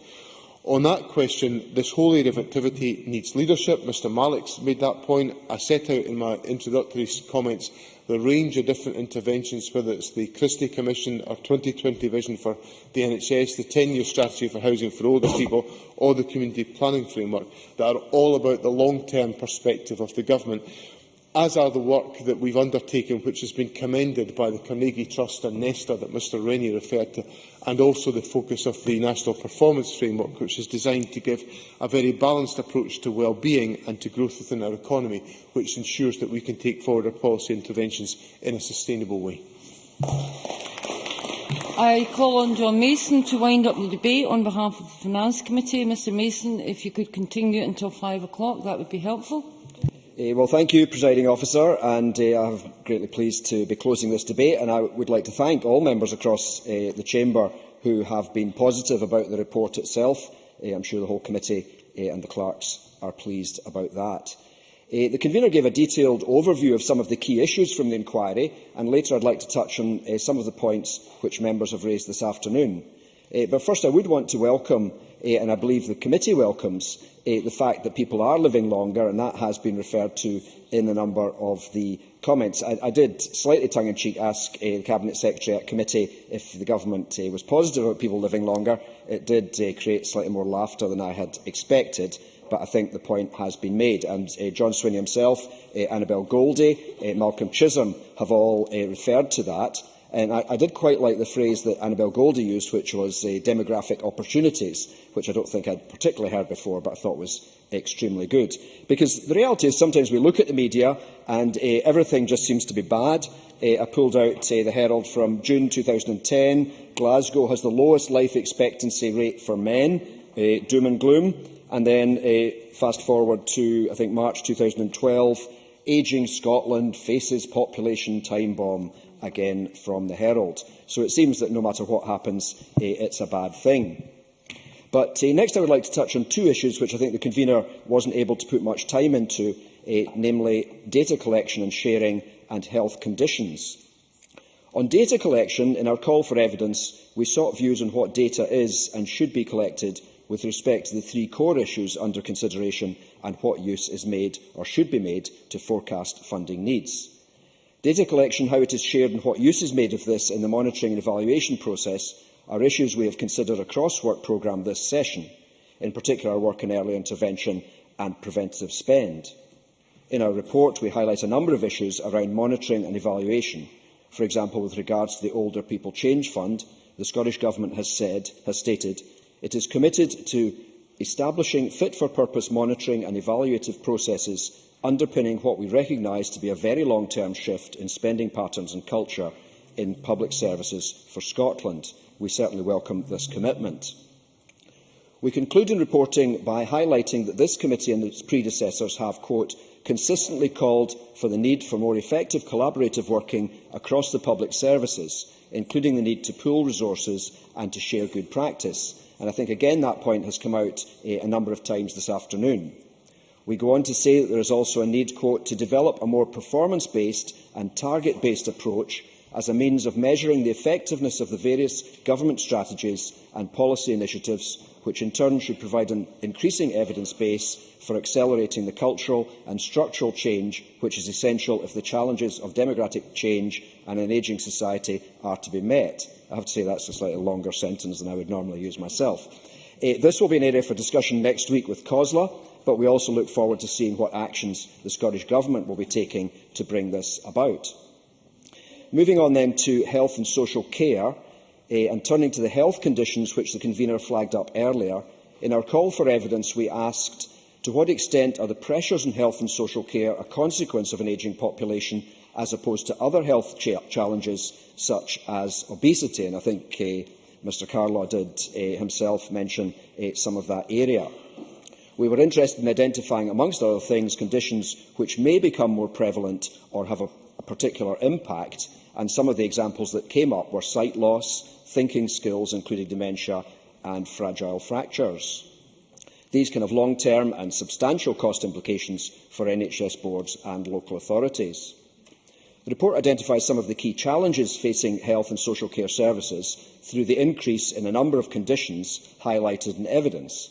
For example, NHS Education for Scotland considers that NHS boards can expect increased demand for psychological services from older people, while Age Scotland estimates the cost of dementia to be around £1.7 billion, which is projected to rise to £3.1 billion by 2031. Action on Hearing Loss Scotland and RNIB Scotland project the number of people with hearing loss to rise from 850,000 to 1.2 million by 2031, with the number with sight loss without intervention expected to double from around 180,000 to almost 400,000. They estimate sight loss conditions cost the NHS and the public sector £194 million a year, plus £434 million in terms of broader costs to the economy and society. This is projected to rise by around £120 million a year. The National Osteoporosis Society highlighted the long-term cost of osteoporosis and estimates 250,000 people have osteoporosis, a figure which is likely to rise as an average age of population increases. This is clearly not a definitive list, but particular conditions which emerged from the evidence and we look forward to hearing from the Scottish Government of the planning it is doing to address the consequences of the likely increases in such conditions as a result of an ageing society. If I can just spend a few minutes then commenting on some of the points that were made during the debate, and a lot of them, and I'm afraid I will not be able to touch on them all. I think John Swinney mentioned the third sector, and I think our evidence at the committee over a number of months has been that while there is a lot of support here for the third sector, sometimes at a local government level it can be a bit patchy, and hopefully that will improve. I appreciate very much the assurance I was given on my own intervention from John Swinney about how good practice can be rolled out, for example in the early years and elsewhere. And I again liked his phrase, sufficient pace, which I think he used a couple of times, and I think does kind of reflect some of the frustration maybe we all feel, and I think we felt at the Finance Committee, that sometimes the movement, for example, between NHS and social work being joined up has not been as fast as we would like it to be. I also appreciate the assurance that future spending reviews will certainly include demography as one of the factors. Ken McIntosh, amongst others, referred to an excellent report, and again we're very grateful for that. And he referred to East Renfrewshire and the fact that men's life expectancy and healthy life expectancy is one of the longest in his area in the country. And we also had a number of personal experiences, not least from Stuart Stevenson and Jackson Carlaw, which made me think about my own personal experiences and looking at the table on page 8. Now, I, of course, live in East Glasgow, where healthy life expectancy for men is only 56, which allows me another 2.5 months until I hit that figure, which was quite sobering, I have to say. Housing has certainly been mentioned. I think I personally, and I think many others in the Chamber, would agree that we cannot mention housing too often. I think there are some balances to be struck in there. Fiona MacLeod talked about appropriate housing can diminish the number of emergency hospital admissions, and Malcolm Chisholm talked about some housing not being able to be adapted. And it certainly came through to me at the committee that we need to balance up the adaptations, the normal new housing, which should be as accessible as possible, and also the specific new housing for perhaps sheltered housing, both private and public sector. I think Willie Rennie mentioned comparing with other countries, and I think that is a useful point, because I do feel sometimes we can be a little bit too fixated at examining other parts of the UK when there are wider countries to look at as well. And Sandra White's point about not just about economics, I do broadly agree with, although I do actually agree that the economics can improve as people live longer as well. So it's not a totally either-or situation. So, Presiding Officer, in conclusion, as the convener said, the committee aimed to take a rational and measured approach to this inquiry. This is an issue which will feature more prominently in years to come, certainly with the Finance Committee, given our recommendation that future spending reviews should include an assessment of the likely impact of demographic change in each portfolio area. With regards to other committees on the publication of our report, I understand the convener wrote to the conveners of Health and Sport, Local Government and Regeneration, and Infrastructure and Capital Investment Committees, given the relevance of these issues we covered to their respective remits. We look forward to seeing the response of the Scottish Government to our report's conclusions. We can then all consider what short, medium and longer-term planning is, and this Parliament will undertake. I support the committee convener's motion. That concludes the Finance Committee's debate on demographic change and an ageing population. We move to decision time. There is one question to be put as a result of today's business. The question is that motion number 5765, in the name of Kenneth Gibson, on demographic change and an ageing population, be agreed to. Are we all agreed? Yes. The motion is therefore agreed to. That concludes decision time. We now move to members' business. Members who leave the chamber should do so now quickly and quietly.